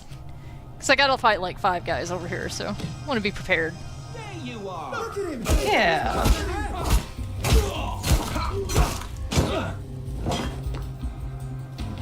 Downer! Last one smiling on the front of head.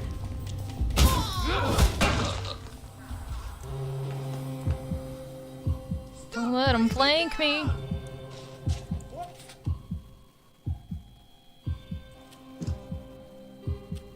Back, dog!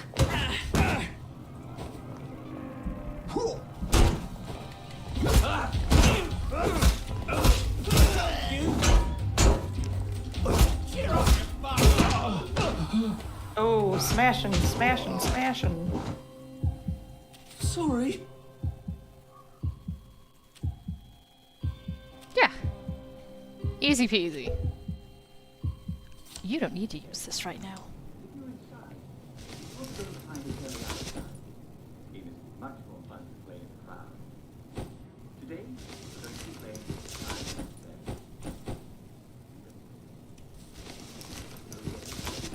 You can't run with all this stuff.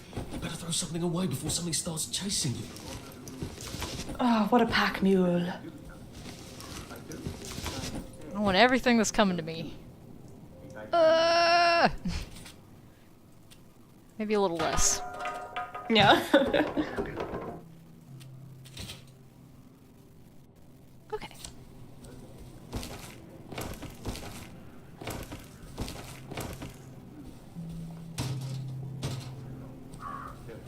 Get my boat capacitor. How many do I have of those? 2. Okay, we need 5.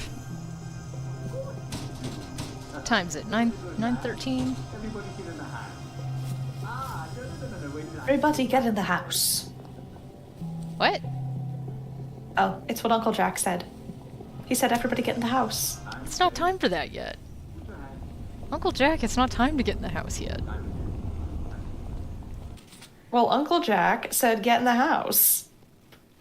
And I think Uncle Jack knows what he's talking about. If Uncle Jack told me to get in my bed, I would get in my bed. Okay, Imogen, bird whistle. But what if Uncle Jack said to get in his bed? Okay, Fiona Slaymaker.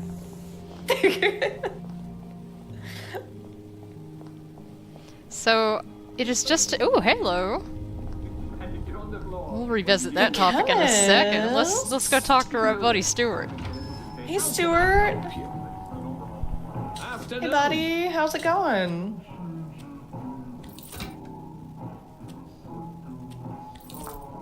Bitches love bricks.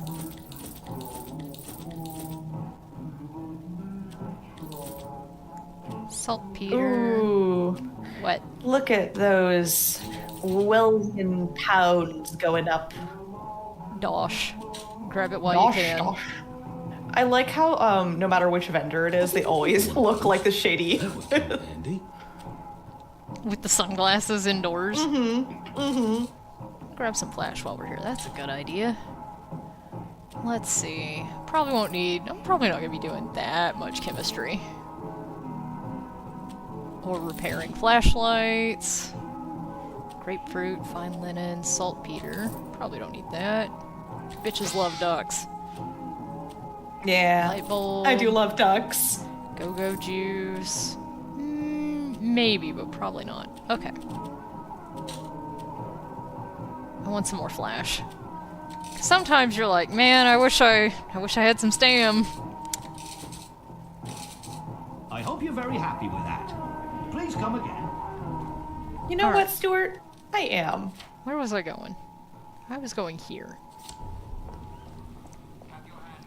Anyway, so I noticed I have a blue Molotov in my pocket, so Ooh. I think maybe that's what we're gonna do over here.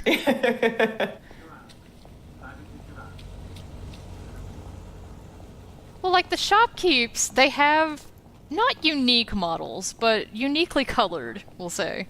Because Stuart is green, and Lionel is red.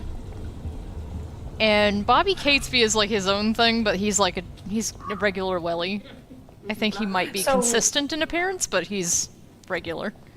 So that's why Jack was saying, get in your house. Why? They're playing Simon Says, because I heard him also say Simon Says something else. Oh, I see. Yeah. Yep.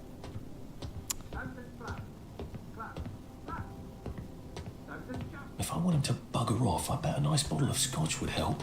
I got a bottle of something else for him.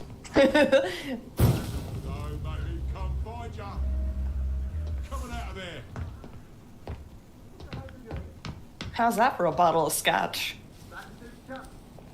Really? I thought that was gonna light everybody on fire, because I'm pretty sure that's what it does. Oh, Do yeah. I have a bottle of scotch? I want you Yeah, to I guess I have do. this. Alright. Okie dokie. Case closed. Ooh, you don't get a lot of thanks in the line of duty. The fog. Guess I'll just have to raw dog it like I did the air when I went to the grocery store. Yeah. I could make a modeling harvester. Not that I need it, because, like, what would I use it for? Just sold all those power cells. Alright, what do we got in my pocket? We got 1 bridge card, 2 boat capacitors. What's going on with the map? 1, 2... Could go over here and see what's going on. I think this is pretty much settled. I like when the TVs follow some guy who's not even paying attention. Funny.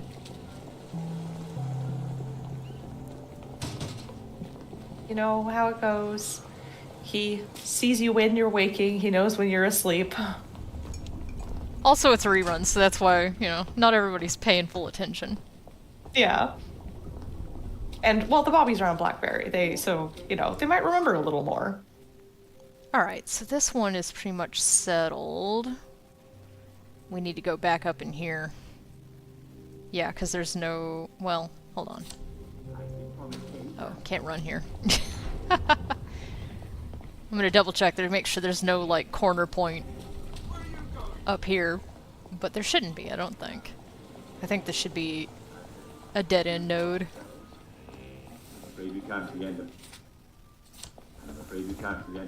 Ooh, it's getting evening. Mm-hmm. Which is great, because... Who's watching you? Oh, all these guys, because I ran and they were miffed about it. They don't like that. About now. They don't care for it, no.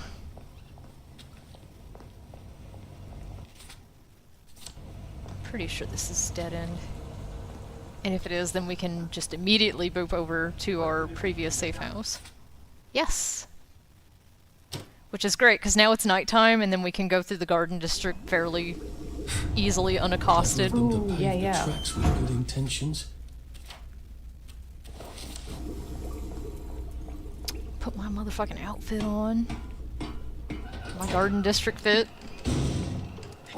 Asking about how, you know, Arthur's good with words, right? Yes. You know, he was a journalist. And I just remembered the plagiarism from the beginning of the game. It was just like, you said that my article was not sufficiently original. Well, you did copy mine word for word. I really enjoy Danny Defoe as a character. I think he does a lot of very interesting things for having 2 seconds of screen time. Because, like, you see him, like, you go through the intro, right? And in order, the thing you learn about Arthur in the intro is you get to Clive's office, and Clive does not like you. But you're given the reason to think that Clive doesn't like you because he is jealous of you, he wants your office, and his work is not appreciated the way that yours is. So, like, that's on Clive, right? And then you get to Danny, and Danny also does not like you. And Danny doesn't like you because you ratted him out for plagiarizing, which that's on Danny, right? But then you get to that safe house, and Prudence also did not really like you. And it's just because she thinks you got gross googly eyes and you're just some guy. So, like, maybe you're you got an awful lot of people don't like you, Arthur. What's I'm just that saying, about? Arthur and Sally have so much in common. Yes, they do. For a people pleaser, people don't seem very pleased.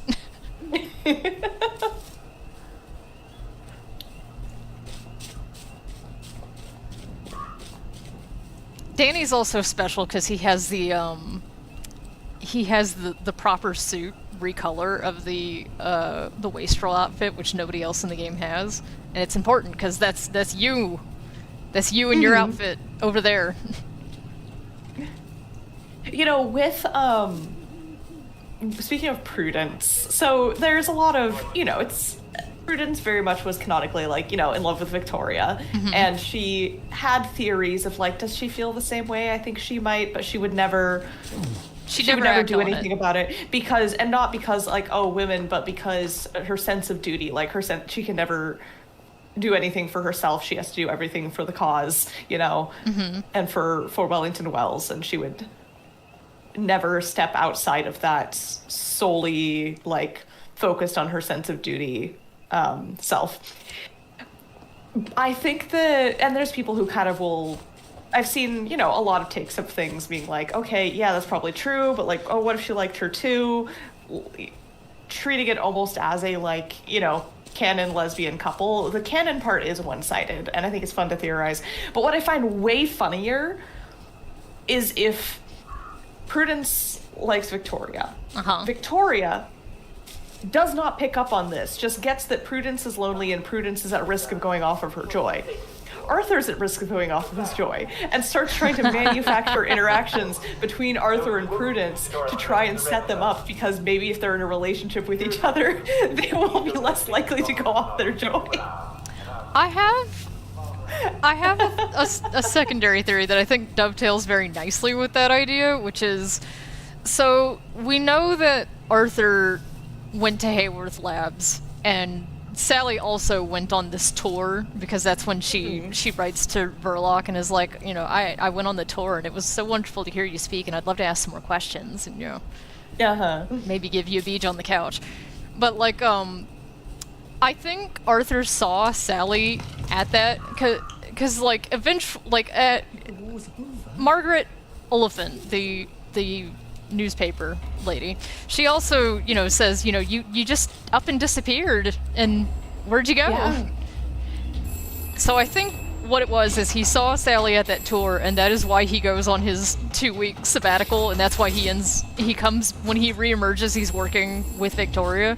Because I think Victoria's always had, like, some kind of interest in him. Not necessarily a romantic interest, but just, like, an interest in his well-being. I think it's a thing of, like a teacher with a student who they're particularly worried about because they have a bad home life type of a thing, yeah. Well, like, the head boys specifically call him Victoria's pet, so I think that is the shape of it. And, you know, she's keeping tabs on him.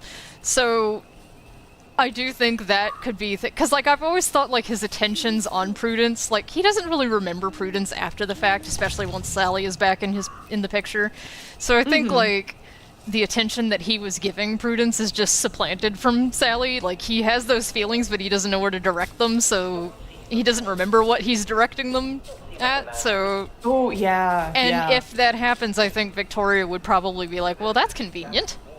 Maybe they'll make each other happy. Yeah. And then they'll, you know, throw all of these silly thoughts of going off their joy to the wind. Yes.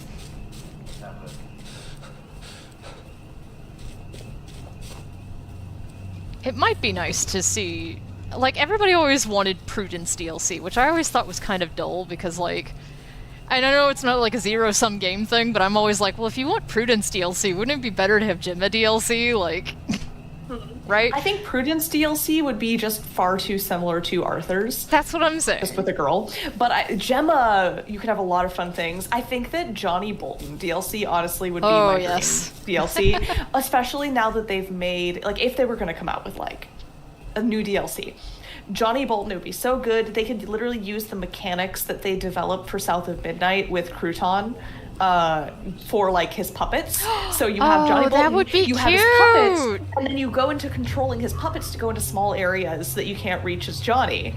Yeah. Oh, really stylized, really leaning into his perspective, similar to Lightbearer, where it's not what's happening, but it's as he's perceiving it. Yes, that would... Ooh. What am I looking for? I'm looking for another one of these. Where is that guy? Can you tell me where that guy is? Do you have his email or phone number?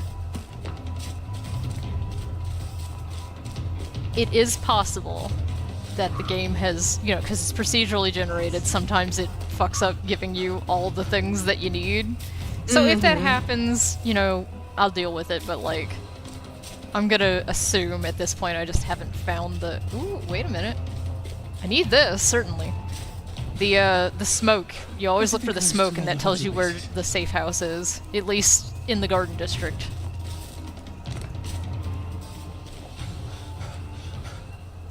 Yes. Ooh, and there it is. Yeah.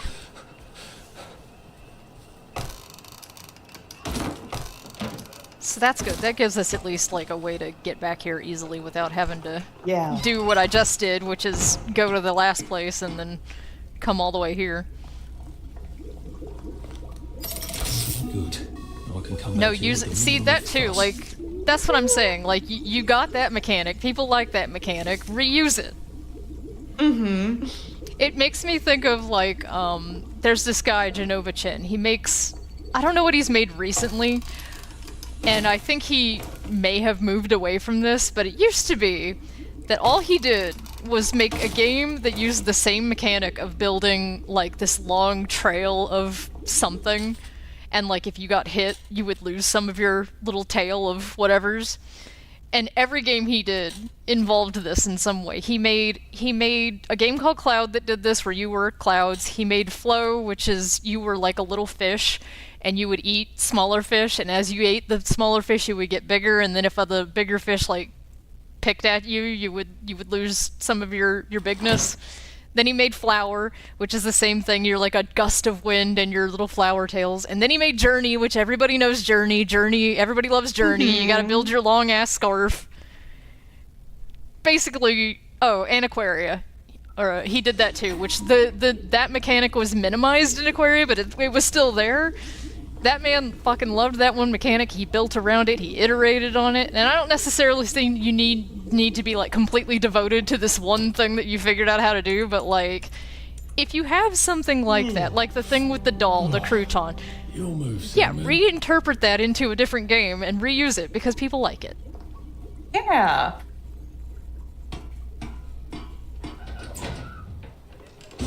And using it on like, and that concept, using it for Johnny Bolton and his dolls, that, chef's kiss.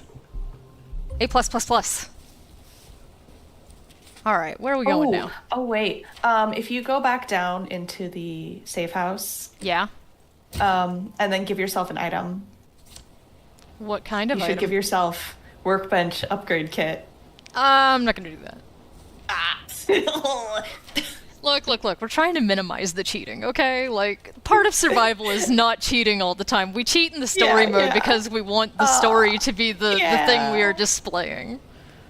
Oh, but it's so magnificent.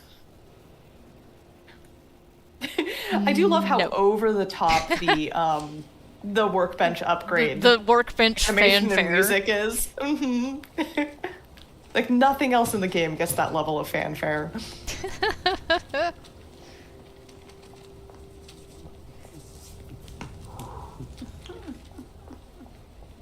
Pretty nice out here. What's this over here? That's a cell. Oh, that's the cellaress that I wasn't gonna do.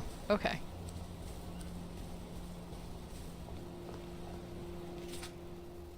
I guess I could since I have a flashlight, but I don't think I need to. I think it'd be black if I had to do that. Alright, well, if it's gonna be like this, we'll just go to the next island and see if we... Yeah.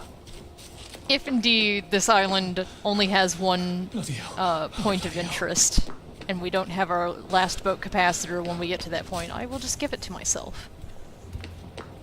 Because the game does sometimes do that, where it procedurally generates a level and then it's like, whoops, forgot your last boat piece, I guess you can go fuck yourself.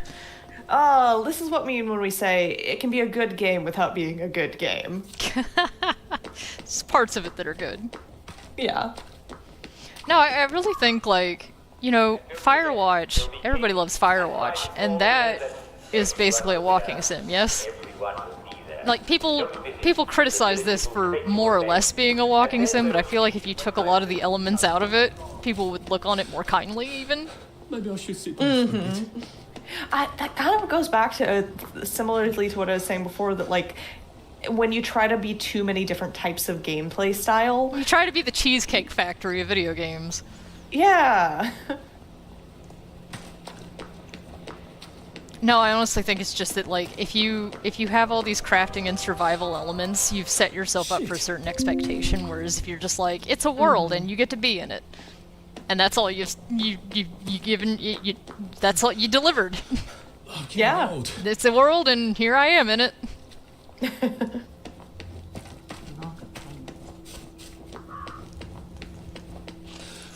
And I mean, I really do like existing in this world. It's such a well thought out world. You know what I really love about it, like compared to a lot of other games, is that it is so well thought out and so extensive that there's a lot of it that is not there specifically for you as the player. Because, you know, most games, you know, you're the hero, you're doing everything, and everybody's problems are yours to solve, and, like, there's a lot of stuff that is just kind of... Oh, I gotta change my outfit. There's a lot of stuff that's just kind of, like, held away from you, because you are, you know, you're not everything to everyone, you're just some fucking guy. So, like, you shouldn't have access to everything. You shouldn't be the one who has to solve everybody's problems. And you have, you know, Arthur as being like being a people pleaser and also having a certain, you know, quid pro quo attitude about life. He does end up getting involved in a lot of people's business. I forgot. But he's still, I feel like they've done it in a way where it really is that's just Arthur being Arthur. It doesn't feel like the world is bending to Arthur's convenience in any way. Yes. It never feels like something is happening to Arthur because he's the main character. It feels more like Arthur is the main character of his act because these things are happening to him. And that is it can be a fine line distinction, I think, in fiction, but it is an important one. No, I think it's, Arthur actually spends a lot of his act being frustrated because things are not going nicely like he would hope. Yeah. Like, there's even points where he's like, of course the alarm goes off, because of course. And he's right, of course it goes off. That's narrative. Imagine just how short this game would be. Everything just went his way. My rotten potato. My entire pie. Like, do an edit of We Happy Few where it's like he gets down to the train tracks and then it just cuts to the end at the railroads. Yeah. No, it gets to the train tracks and goes straight to apple pie. Apple home. Yeah. And then he just waltzes off. Cleaver. Well, wait a minute. How much damage does Cleaver do? Maybe I don't need a frying pan.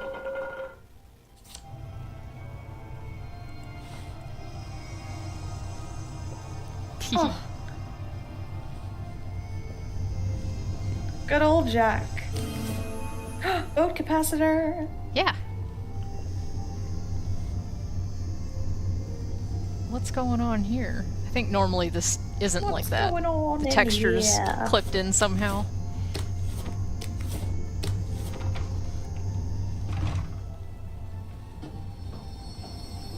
My skill upgrade. Now I can be out at night. Or more out at night.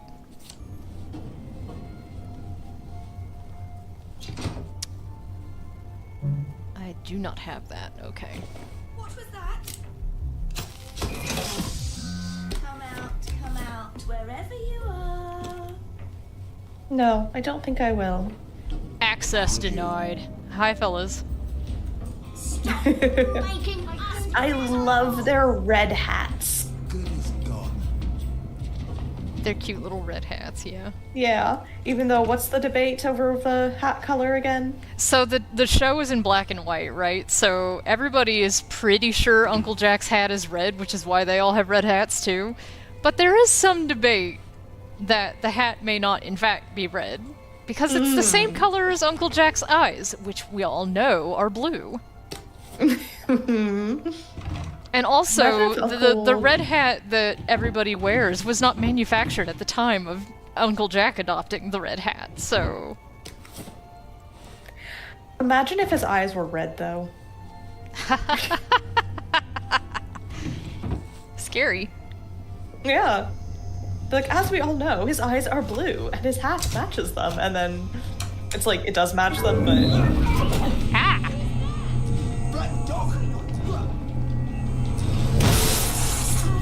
Well, y'all just... Alright, hold on. Oh, hey. Need that.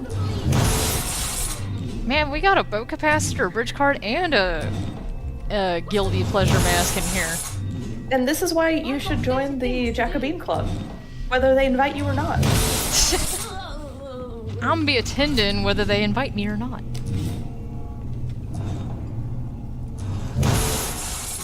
It's kind of fun being here as Arthur. Ephemeral linen, no shit. Alright. Oh, I'm black, but I'm no dog. Bludgeoner. Bludgeoner, that's good. Oh, come on. With you. It's It's a book! How heavy could it be? I'm gonna eat this pie. That's what I'm gonna do. I'm gonna have some water. Something where I am curious. Where did that phrase come from? What? Black dog. It's like a World War II thing, isn't it? Or World War One? It's about morale. Let's find out. Don't let the black dog in. Yeah, because like you remember, like in Harry Potter, Sirius Black is a big black dog, and everybody's like, "Oh, it's a bad omen," that kind of thing. Yeah, so it's referring to depression, great sadness, lack of energy.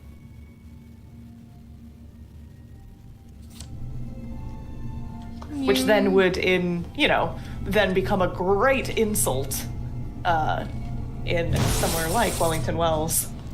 Yes. Very good, very apt.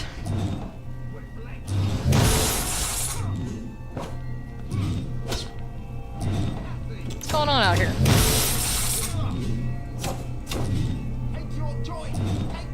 This fellow's upset. Oh, he's better now. I wonder if I can take his umbrella. Okay. Ah. So, yeah, it actually comes from Rome. Rome? Wow. Okay. Yeah, so it comes from Rome, and originally in a Latin poem by Horace, Quintus Horatius Flaccus, whose poem, with his poems, it usually gets shortened to Horace. He's the same guy who coined the phrase carpe diem. Oh. Yeah, but apparently, wrote, per the translation, "No company's more hateful than your own. The black dog follows you and hangs close on your flying skirts with hungry fangs," in a poem for this kind of about melancholy.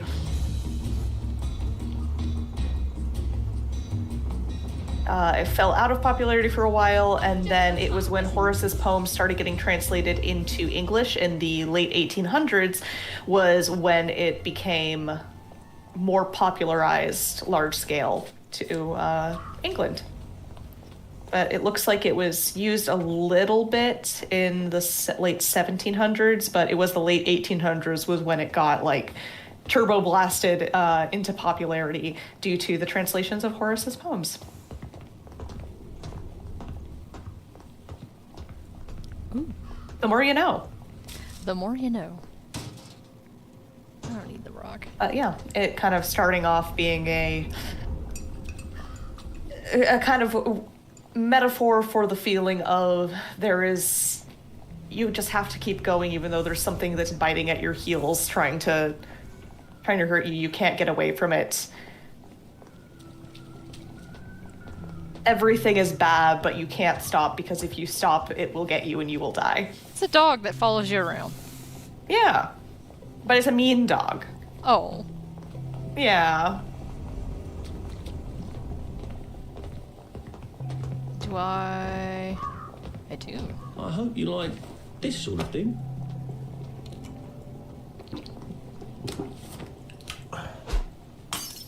All right, we are not accustomed to such generosity on the part of the populace. Okie dokie. What do I got in my pocket? Let's see. Jimmy bar, short spike.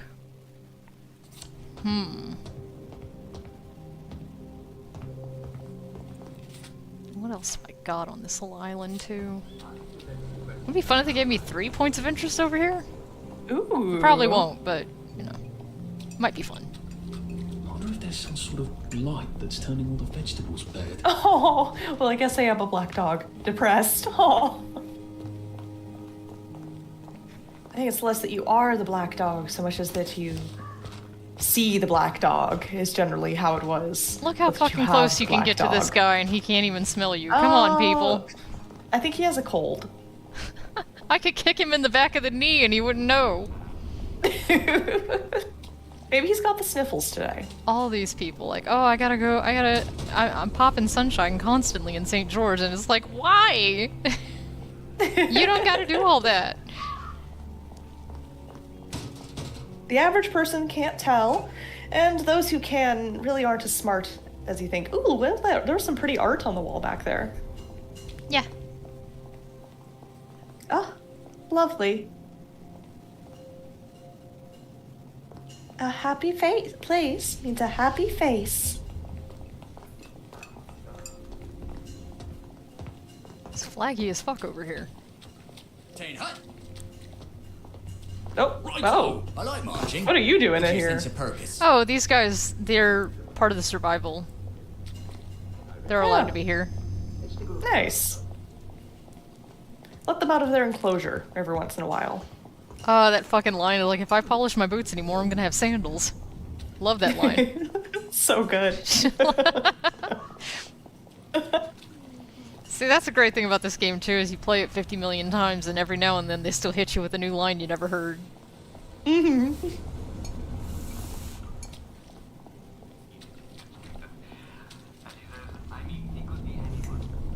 Gotta take the long way around.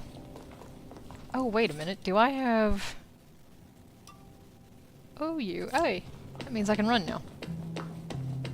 I forgot I did that.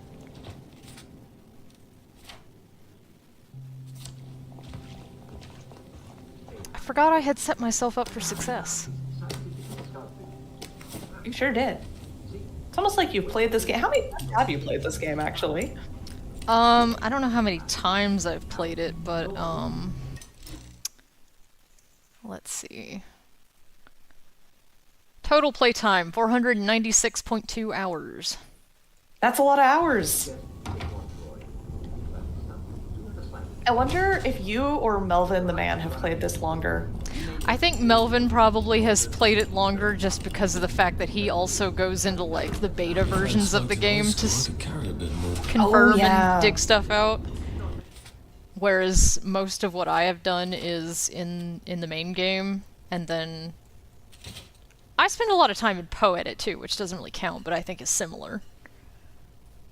Why am I so damn heavy? Maybe if I eat a pie.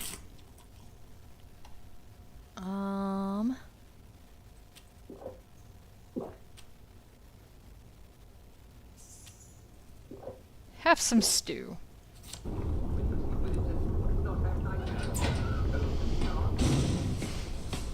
A lot of it is like coming back in here and taking pictures for certain things, and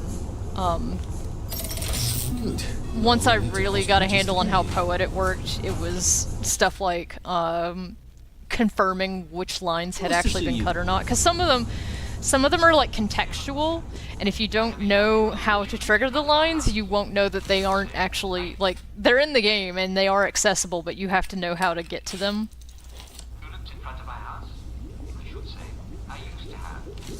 And then you find them in Poe-Edit and you're like, well, is that in the game or not? So you have to, one, kind of like guess at how to trigger it, which most of them are pretty simple if you know the vocabulary of the game, but some of them are like, some of them just simply aren't actually in the game because they were genuinely cut.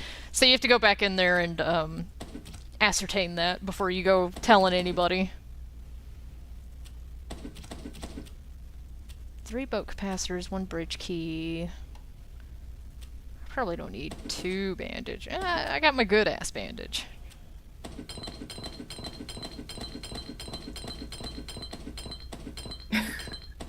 So many bottles. I think I can get by with 5. Probably don't need the strange meat. Maybe I don't need the rocks. I like to keep like something to throw just because, you know, ooh, I have another one of these. That'll come in handy. I don't need 3 of these. I do love in video games the way that storage and weight work. You can always carry so much more than you could in person, but you still have that limit for inventory management type of games. Or it's like, oh, I can't carry all that. And you're like, I'm kind of impressed that you could carry everything before you picked up that 1 flower. Wait, do I need pure water to do that? Yeah, okay. I was hoping maybe, because like, canonically, if you make tea with the boiling water, right? With the joy water, it doesn't work anymore, which is why you have to like take more joy after the fact. So I was hoping the game would work that way as well, but no such luck.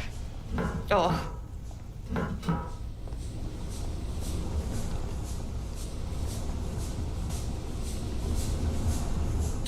Let's see, what's going on in here? Nothing. Potato. No. Just I'm good. looking. 7:21. Oh. Yeah, we can go ahead and take a nap. Yeah. Try not to dream of trains. Try and stop me. Sleep It's been the a poor hard man's day's dinner. night, that was. Ooh, you. Good morning to you. Good morning to you.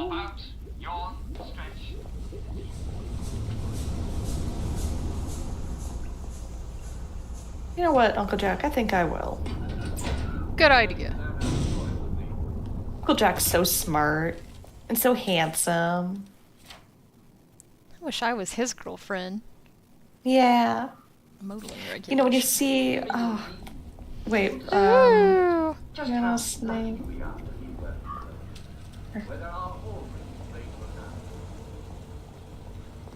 Park up.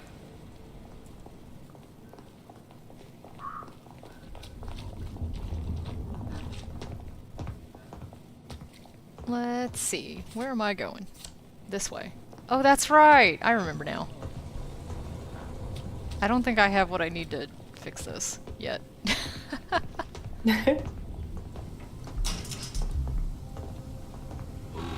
a game hide and seek.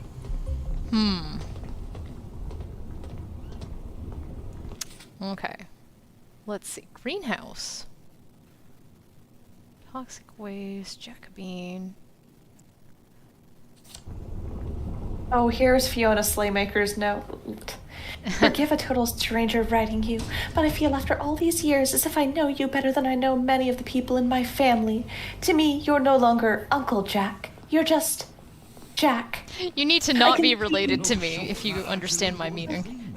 Yeah, I can see that you're a good and kind man full of love and laughter, but Jack, I can tell that you are not fulfilled. Lately, there has been an edge in your voice, as if you know something is missing. Jack, I can tell that you are alone in this world. It's not fair that you, who have done so much to make us all feel less lonely, should have no girl who loves you best of all. Jack, I know that this is terribly forward, but I want to be that girl. I know I could make you personally happy. Please write back and let me know if you could let me prove it to you. You deserve all the good things. I love you, Fiona Slaymaker. Girl, he's not gonna fuck you.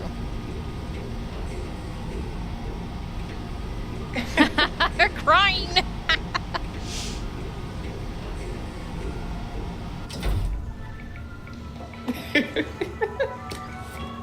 I just came down here to see if maybe there was a lock shocker or something useful to me. Scotch, that's kind of useful.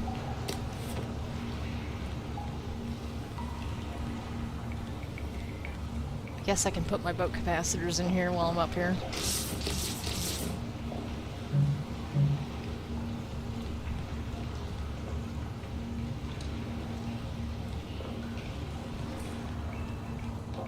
Okay, so gotta go back up. Let's see. So the boathouse is here. We gotta deal with this, but we also... we gotta go over here. See what's going on over here before we make any decisions about cheating. Yeah. It is coming up on time, but if y'all want to go over, that's fine. Like, I ain't got nowhere to be.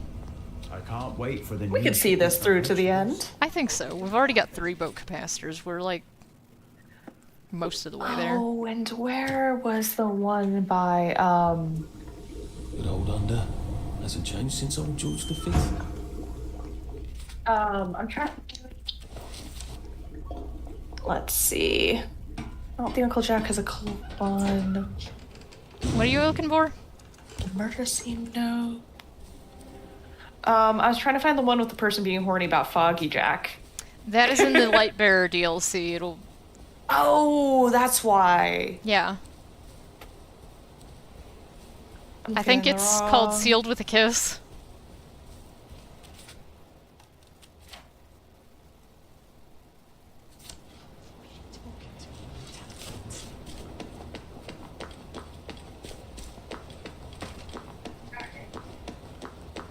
You know what I could Thanks, do? Charger.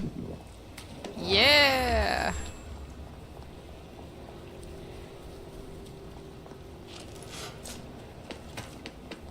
Get my Naruto arms out.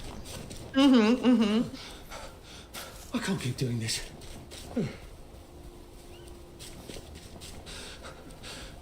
I wish I kept in shape.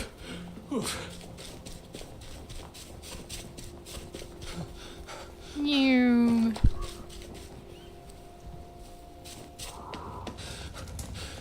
Bloody hell. Oh, bloody hell. Are you still looking for it? Oh, here it is. Because it was to the from Marianne Dashwood to the constables. Could you please give this letter to Foggy Jack when you capture him? It's most urgent that he could get it. Thank you, Marianne Dashwood. Dearest, darling Foggy, I know you say you're bad, but I think you're just misunderstood. You only do those things because you're sad, but I could make you happy.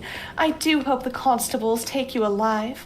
I shall visit you in prison. You'll see we are soulmates. All my love, XOXO, Marianne. Tickle fetish guy got me again. Yeah. I love the tickle fetish guy. I hope he's doing Yeah. Yeah. I hope he's enjoying writing tickles, you know? good. Tickles in his new fandoms.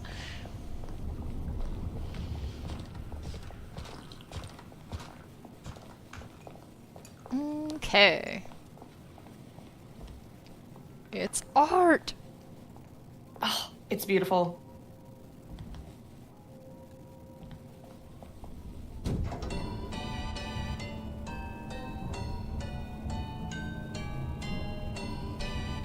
Thrilling gameplay.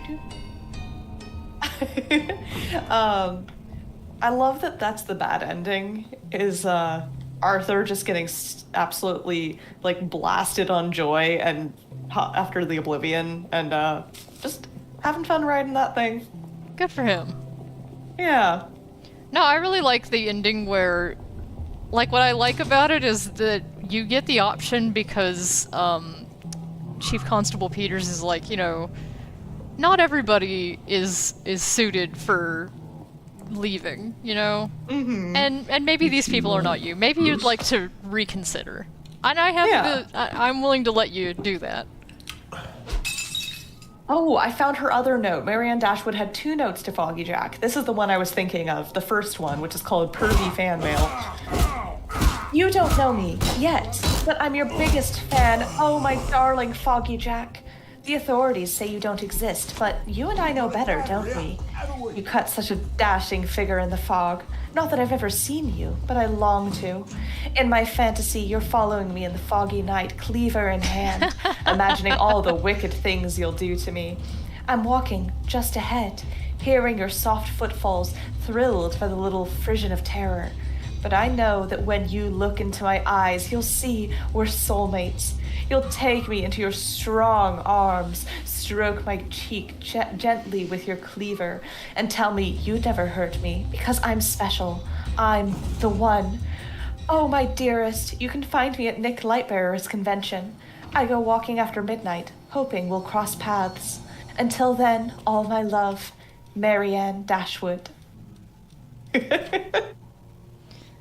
So I don't remember the Tickle Fetish guy's username, but if you search on AO3 in the We Happy Few tag for, if you search for, Marianne Dashwood and Foggy Jack fic, I'm pretty sure he's the only one. I think that Marianne Dashwood and Fiona Slaymaker is where it's at. That was a good suggestion I made. That was a fun game. Like, let me just throw all the most batshit fucking ships to you and see what you make of that. Yeah, and then you have to sit there and you have to think. It's like when I did the Gollum and Palpatine poll. I was like, who's sexier, Gollum or Palpatine? And everyone was going, you know what? This really made me think. And people were having discourse about it. And one person was saying, I can't believe I have an opinion about this. Somebody said I learned something about myself today, you know? Why don't you tell the story as to how you came to be doing that in the first place? Yeah, so on Tumblr every year there's the Tumblr Sexy Man poll. The guy who originally ran it kind of retired from it, decided, all right, I'm done doing this. Somebody else can pick this up if they want to. Somebody else did, and it felt like it was very much turning into a pure popularity contest, and there wasn't good bracketing on the polls. So we had a lot of gripes with the way it was being run, and we were having a late night conversation, and we're like, what if we just made a blog that had a very similar name, like blink and you miss it, similar. Like, what's the original comparatively? So yeah, it's instead of like. I think it was instead of Tumblr Sexy People Contest 2026, it just called it Tumblr Sexy People Contest. I wanted to call it Sexy People Contests. Yeah, because it's just a little. But the fact of the matter is now you have like the de facto name, like Sexy People Contest. That implies that you had it first, and whoever added 2016, that's not how it was. 2026 rather. I'm 10 years in the past. But you have the basic name, which means you got there first, even if you didn't actually get there first. So we had that going on, and then just we're like, what if we throw some real zingers in there? And so we had receding hairline match off of Stannis Baratheon and Elrond from Lord of the Rings movies. Had some nice old men ones with Uncle Iroh and Gandalf. Had President George Washington and versus Preminger, and then we had Palpatine and Gollum, and it was just a poll that said who's sexier, Palpatine or Gollum. And we blazed it so that it kind of went and got more eyes on it, and it absolutely popped off. People had a blast with it. It was so good to see. Maybe I'll get an actual weapon out. No, blazing the Palpatine Golem post was really great because it tricked the Lord of the Rings fandom and the Star Wars fandom into participating without actually giving them anything they wanted. Exactly. Good shit. Why am I so heavy? Oh, yeah, that makes sense. Yeah.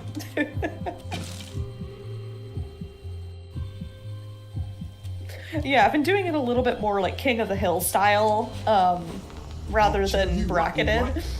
And that's been fun. It's less work for me. I love a game of hide and seek. Black dog. I think the King of the Hill does not always work very well, though. No. I think if I was gonna do, for a few of them that I'm doing, right now, we have Preminger is facing off against the Founding Fathers until he's defeated.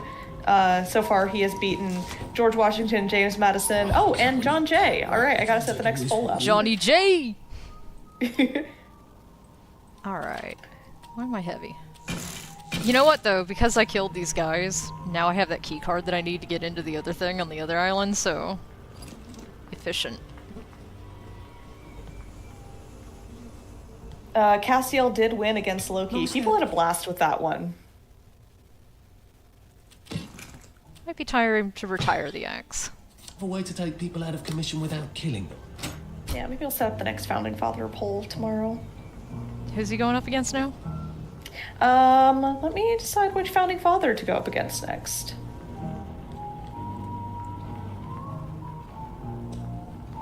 That's right, we need to do this.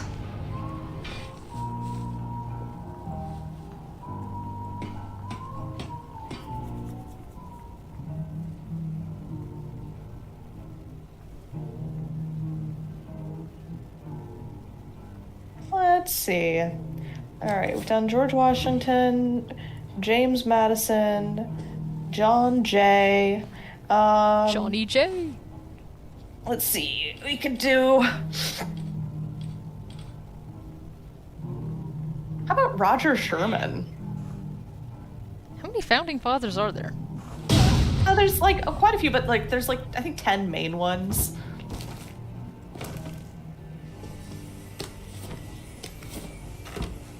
Short spike. Ooh, a lightning rod. That could be fun. Well, 7.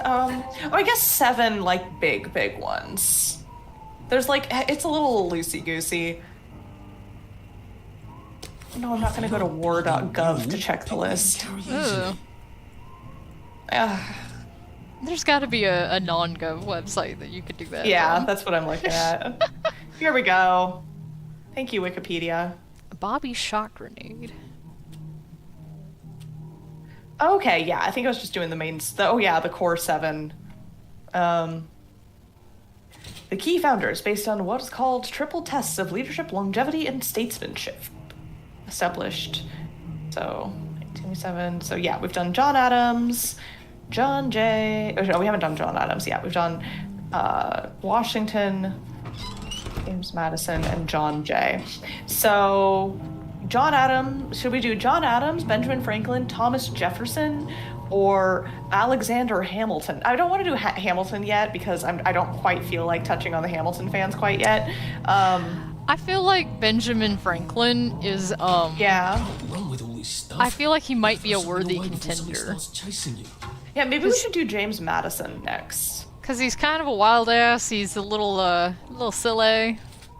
Yeah, let's do James Madison and then Ben Franklin after that because I think James Madison's going to lose. I mean, I think they're all gonna lose, but oh wait, no, he already beat James Madison. Never mind, we did James Madison. Okay. So yeah, I think Ben Franklin is next. Bad at polls. What am I looking for? This is why I checked. What am I in here for? I'm in here for something. What is it?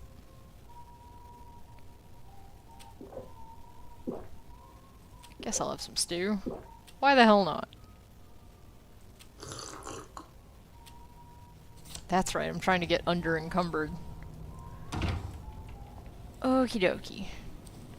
I quite like Colonel Lawrence's house. Or Captain Lawrence, rather.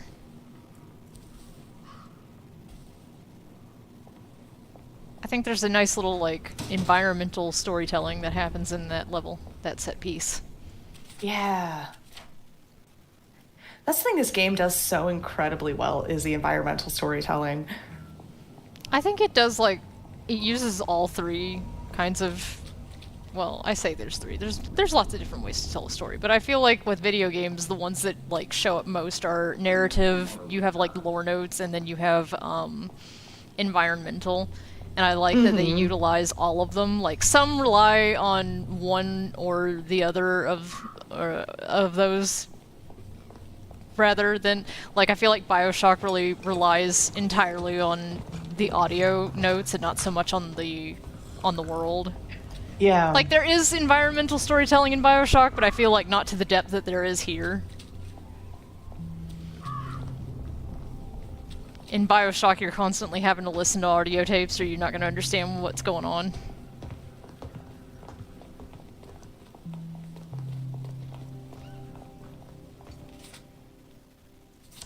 This way? Yes. We're just trying to find the other point of interest on this island, and then we can go back to the other island and use the key cards that I got off this. How many of those did I actually get?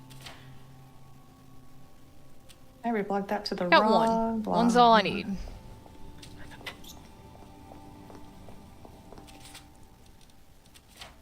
Oh.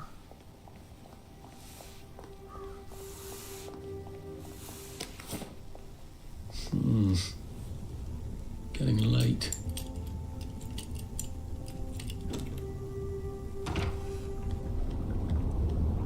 Oh, is Arthur a sleepy baby? Maybe. I don't think he's sleepy, I think he's just... Ooh, it's dark outside. Yeah. Vomit bomb. Caltrops. Ooh. That could be useful. Oh, come on, you pack rat. You can't take all this with you.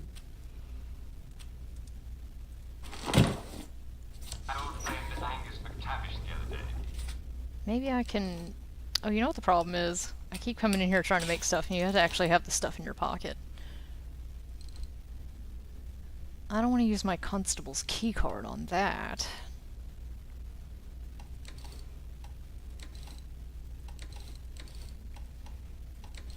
Caltrop, Sledger, Vomit Bomb.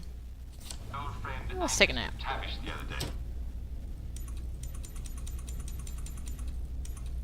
Sleep. The poor man's dinner. Oh, I like when you wake up and he's singing good morning. Good morning to you. Ah! Fuck. Well, that feels entirely too good.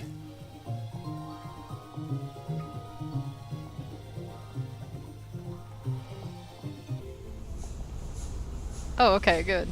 I don't even have to go through withdrawal, I just gotta go about my day. Oh, if you're sleepy, you can go to sleep. The VOD will be there waiting for you in the morning.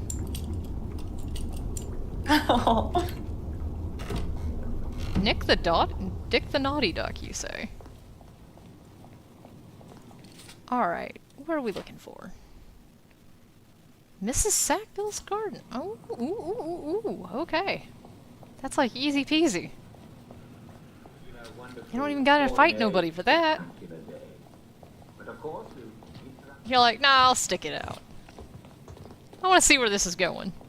I've already seen where this is going, but I want to see it again. I thought it was funny.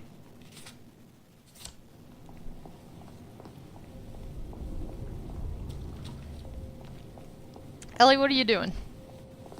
I'm sorry, I spaced out. I'm like, I hear you like looking something up. What are you doing? Talk while you do it. Yeah, I can talk while I do things. I kind of spaced out. I'm good. See, I'm of the opinion. I'm locked in. I think it's a little less true when you ostensibly should have 3 people on the show, but I think if you're doing like a stream, and it's got the visual component, like as we do, it's fine to have like a little dead air. But like if there's more than 2 people here, somebody should be talking. Ellie. We're just sitting here in pleasant silence. It is very pleasant. That's the thing, is that this game does have a certain degree of walking simulator to it, but it's such a pleasant environment. It's nice to go for a walk in the game. Yeah. You just gotta remember, we're putting on a fucking show, so like... Yeah. Ellie, what are you doing? I was setting up a who's sexier, Preminger from Barbie Princess and Popper or Benjamin Franklin poll, but I need your undivided attention while we are doing this. My attention was divided, but my attention has been reconstituted into a singular unit. My attention has been healed. It is focused. I am locked in. Good. Yeah. You don't do that for sure. It's just such a lovely... I picked a flower again and got overcome. Maybe he should stop picking up flowers. I ain't gonna hear nothing from the fucking cobbler, alright? I'll pick all the damn flowers I want. That reminds me, I do want to do a playthrough eventually where I just try to make all the shoes. I think that is way less interesting than you seem to think it is. No, not like streamed. Like record and edit it to be interesting. Okay, alright. Yeah.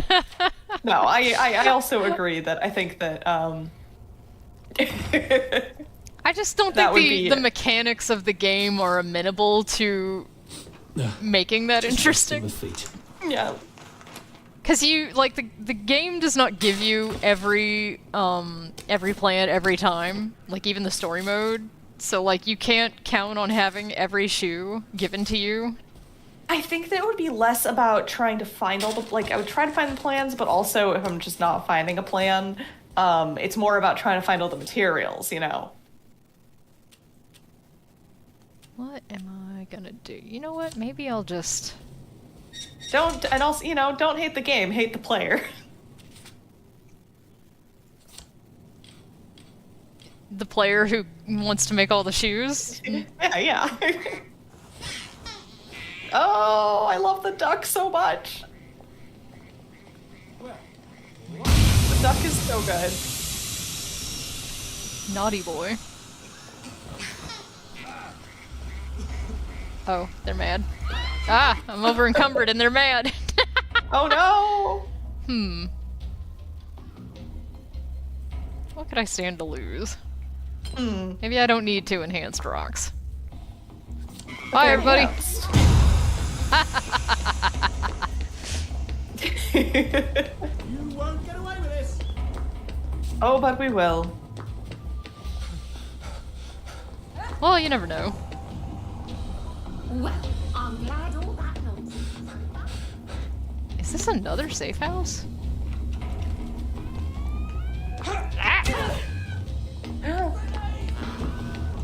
Why are there so many safe houses on this island?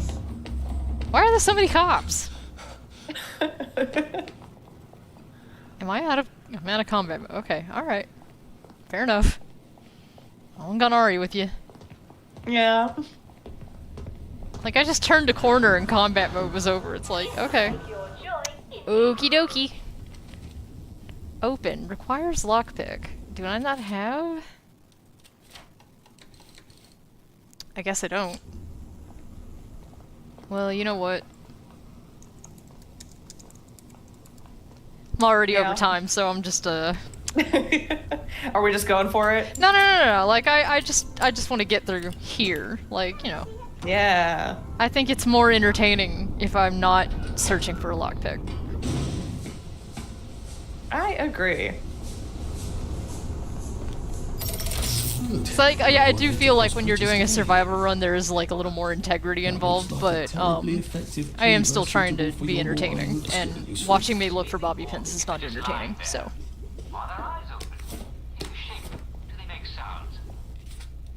What if I got all my shit out and then saw what all I could make? You can't run with all this stuff. Oh, I know. Throw something away before somebody starts chasing you. I think it won't even let me walk if I have too much stuff. Yeah, he's so encumbered. I can't go! Oh no! Alright, so... I see how it is. Maybe I don't need 2 of these in my pocket. I want to keep the lightning rod on me, because I don't know when I might need it, but I might, you know? You don't know. Strange meat. Don't need that. Don't need a bloody bandage. Probably don't need these basic bitch bandages when I got the good shit right here. Do I need 4 of those? No. I don't even need, like... I don't need any of these, I think. Nexamide. I'm not eating anything rotten, so I don't need that. 35 berries. Actually, I probably should have put the rowan berries away and... Well, wait a minute. Look at all these Rose of Gilead petals. Holy shit. Alright. We're... Yeah. Where's Make my some... tea? I don't have any pure water is the problem. Oh, yeah.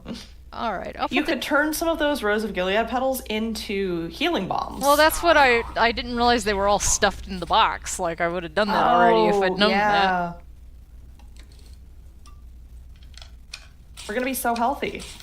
We're gonna be built. We're gonna be set up for success. Yeah. You got a plan for success. Oh, hi! Yeah, I remember you. It's Angelina. Oh, hey!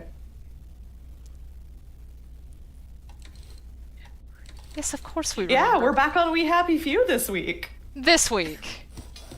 We're in the middle of Barkley Gaiden, but Ray was busy working, so... And we needed... having a job. I know. Fucking rude. Anyway. We'll be back to Barkley Gaiden next week on Wednesday, I believe? Assuming Ray's, plans do not change, which I don't think they should. But you know how it is, they seemingly do. But you can always trust that we will come back to We Happy Few. Anytime we need to fill a day. More bobby pin, hell yeah. Okay.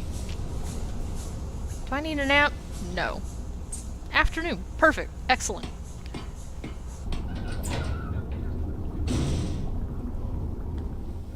We're in good standing, we got nice amount of pocket space, we're alright. We're doing good. Where do we need to go, though? I Guess we could go back over here. Well, that was scenic. Now that we've got... Oh, you know what I could do? Haha. Yeah. See, normally I don't do this kind of shit in the story mode, because, you know, you're trying to get somewhere and accomplish something, but... You don't want to draw a crowd. We could, and it's not healthy to stare at the dead body. Let's see. Should we use the lightning rod, the blue Molotov, or the Bobby shock grenade? Ooh, I do like the blue Molotov. We'll try... Well, actually, I'm going to do the lightning rod, because I don't think people use it very frequently. I think it only really shows up in Ollie's act, and... You're right. Let's do it. Could be fun.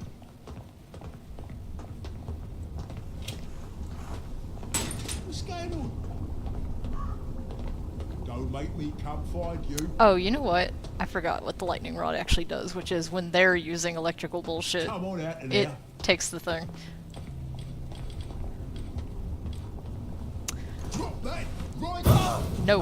Yeah, let's get them started, and then we can put the lighting rod in. Requires worker's keycard. Oh, I had the constable's one. I feel like that should count. Oh, look at him go! Oh my goodness! Look at him run! Old disco I don't think I've ever inferno. seen them run that fast. You can defy authority.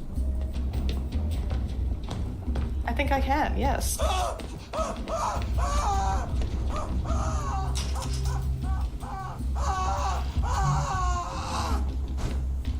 Well, I mean, they ain't paying me to bring it home.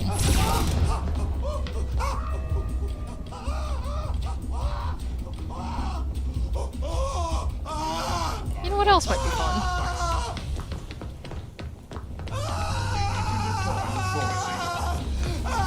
You think you can defy authority? Ah! Maybe not. You remember when we made all those health kits, though? Hey! We planned for success.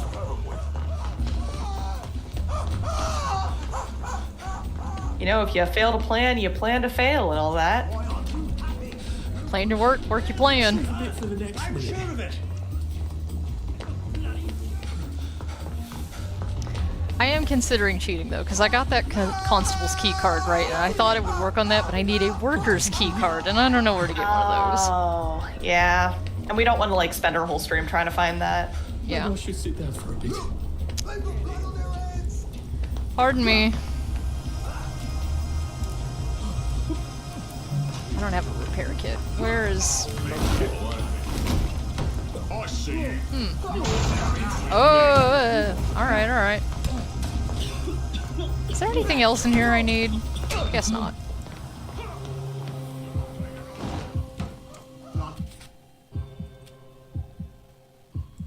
I think the capacitor was all we needed. I guess we'll find out if I turn up amiss, underprepared.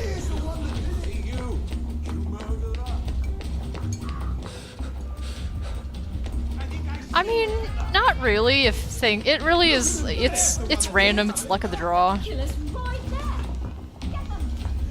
It's only taking longer because we started in the Garden District and we had to take time to find water and.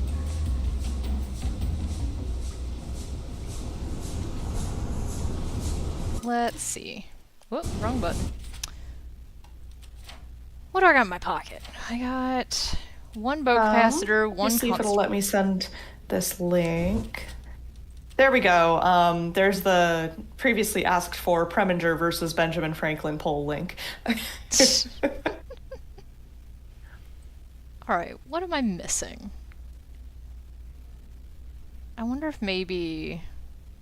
Alright, 1, 2... Only one point of interest here. Really, there should have been another one, like a mountain or something. There's no... Oh, yeah. Like the witch's hill. Well, Oh, maybe... you've got points to use. Oh. Well, I wanted this, but I need 10. Oh, yeah. See, like, normally the mountain... either one of the mountains would have, like, a big circly kind of thing around it. Yeah. But... I don't know, I'm gonna... Did it just not spawn? I'm gonna go here and then like kind of go over here and see if maybe there's like a point of interest hiding in the periphery. Yeah.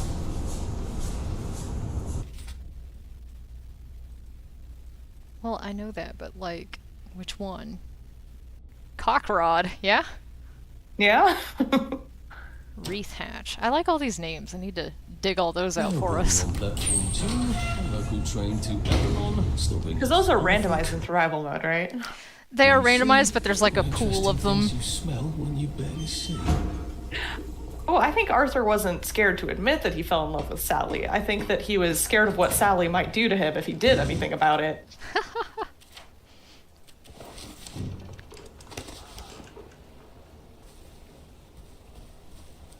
Alright, where are we going?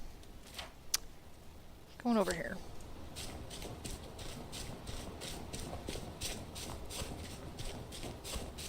Yeah, like Arthur has all these recollections of Sally and her various taking a lot of pleasure in the guys around being interested in her and everything, and it's always a thing of like, you know, I was there, but Sally was often not. She was either like stuffed up in a room and refusing to talk to anybody, or off with people she thinks were cooler and better than me. So like, and when is what it is. And like when she kisses him, he's panicking about it because of that thing of like, you know, he has wanted this for so long, but then when it's actually happening, he's like smacked in the face like a bucket of cold water with what he perceives as like the reality of, no, she doesn't actually like me. It's just I'm finally useful to her. Yeah. And I think that I think that's more true than Sally would want to admit. I think Sally does actually like him, but I think Sally doesn't know how to... She's never loved a man. I don't the way think that she knows says. How to view people in any way that's not transactional. I don't think she knows how to have relationships that aren't transactional, and so yes, Arthur is useful to her, and she likes him, and those two things finally coincide, and that's what makes her decide that she wants to try and be with him. But if he wasn't useful to her, that might not be the case. Actually, it probably wouldn't be the case, because Sally will always choose Sally. It's also the thing of, like, she's always held him in this particular esteem and regard, but that always meant that, like, she would never gesture towards him in any sort of romantic way, and now that he's finally done it, it's like, now he's just like all these other guys. Yeah, yeah. Because that's how she deals with every other guy. Mm-hmm. She enjoys the chase. Oh my god, Sally Boyle is like Ariana Grande. She's the Ariana Grande of Wellington Wells.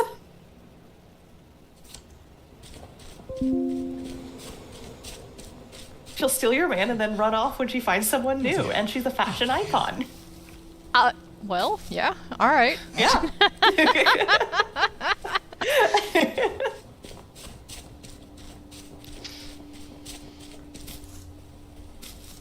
We're gonna get over-encumbered by Rose of Gilead petals again. Look, I like picking flowers. At least the flowers fucking do something for me. And they do weigh less than a lot of other junk. Well, it's the perfect thing to use to light a fire in your fireplace. The older and drier the paper, the better. I'm starting I think to there's think also they may have so much. They may have shorted me a point of interest. Yeah. I love the little fountain circles. Yeah. Lovely. I think with Arthur and Sally, a lot of the big problem, so many of their problems come down to they both have a perception of each other that doesn't actually line up with reality of each other. And so every time that perception gets like brought into question, they either are like, oh, in Arthur's case, he's like, oh, she's trying to trick me, she's lying to me, or in manipulating me, and in Sally's case, then it's like the rug being pulled out from under her, because like, oh, Arthur would never do that. And I think Sally thinks that Arthur is a much better person than he is, and I think Arthur thinks that Sally is a worse person than she is, and the reality is that they're both messy in between. Okay, so I cheated a little because, again, we're over time, and I found out that my point of interest is here, and it was just hidden from me for some fucking reason. Oh, the apple tree. Yeah.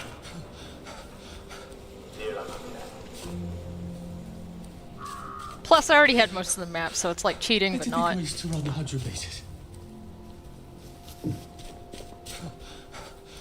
Maybe I should sit down for a bit.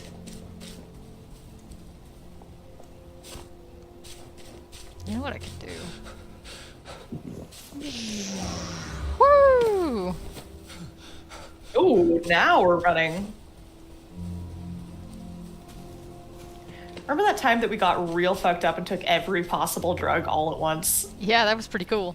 I don't remember which stream that was, but... Fellas? My apples. Something else. No? There's our boat capacitor. Do we don't not have a Jimmy bar? I think I dropped them because they were heavy. Yeah. One of these guys might have one, though. Hey. I like to think that Percy is alive and just has his own life going on and actually is doing fine. I think it's funny the idea of Arthur finding him and then just being like, oh wait, no, you actually... Your life's been way better than mine. You know what I would do if I had access to the code? I would turn this sound off once he picked the thing up. Yeah. I'm sorry, go on. I was just mad about that. I had to... Oh no, that's mostly... Register my displeasure. Yeah. But you know, Arthur spends so much time being like, oh no, Percy needs me, and all of that is based on how their dynamic was when they were little kids, right? And the dynamic that was kind of put on him by Percy, you know, not necessarily having the support that he needed at the society that they were in, and just the circumstances with their mom being sick and the German occupation, all of that. I really think that, like, it would be really narratively satisfying if it got down to he actually found him and Percy's doing fine. Percy doesn't need him. Percy didn't need him and Percy doesn't need him, you know? Maybe Percy needed him when they were little, but, you know. My hot take is that Arthur was actually enabling Percy a lot, and that having been separated from him, he actually was able to come into his own better than he would have if he had stayed in Wellington Wells and Arthur was there to do everything for him. Yeah. Well, and also, like, Percy's smart. Yes. And Percy understood a lot more than people gave him credit for. And so I think him having a chance to hit a reset button and be in a different environment, maybe speaking a different language, and being around people who didn't have all these preconceived notions of who he was and how he was. Also, people like in Germany, like German. There's even the test. The are you German or autistic? Like I think Percy would have done all right in Germany. You know. Mm-hmm.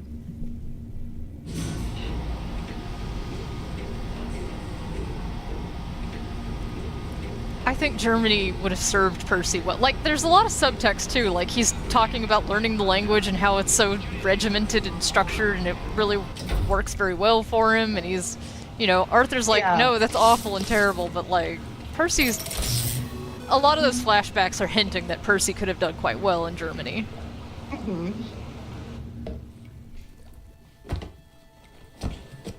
Oh, the rubber ducky in the boat with us?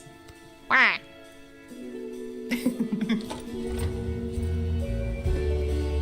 Our lack of character model, because survival mode doesn't know who we are. Yeah. I feel like we did see a little bit of leg down there. I don't think so. The models don't have legs, like, at all.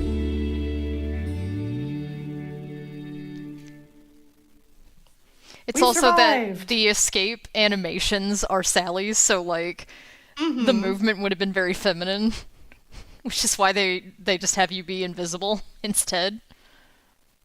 And kind of push the camera really close in. I don't think they even changed it from Sally's escape scene. I think your model is just invisible. You don't even have arms. Yeah. You're right, there was no leg. I just, because of how the motion was out of the corner of my eye, You got Kuleshov. Yeah.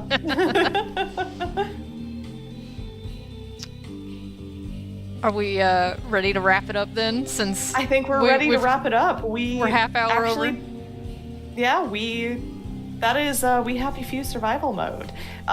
You can also play around with the settings a lot. You can play as Arthur, Sally, or Molly, and you can also really whack up the environment if you want. All right, well, that is the end of this stream for this week. Next week, we're going to be streaming on Wednesday. We're going to be same time, which is 7:30 Central Time, 5:30 p.m. Pacific Time, and we will be continuing with Barkley Gaiden, and Ray will be here. Ray will be here to do half the voices. Hooray! Woohoo! But yeah, thank you so much to those who showed up, and also to those who are watching the VOD. It's always fun to kind of go back to our sort of streaming roots and revisit We Happy Few, which, at least for me, still remains one of my favorite games. Yeah, I was quite shocked when we got in here and people are actually waiting to watch it. That was quite fun. It's a fun game. And even when we're not playing We Happy Few, we're always finding ways to talk about it. Yeah. Every single one of these streams, no matter what we're playing, the We Happy Few gets mentioned. Just kind of finds its way to slip in there a little bit, yeah. But yeah, hope to see some of you there next week. Next Wednesday with tuning Barkley, Shut Up and Jam, Gaiden. Chapter 1 of the Hoops Barkley saga.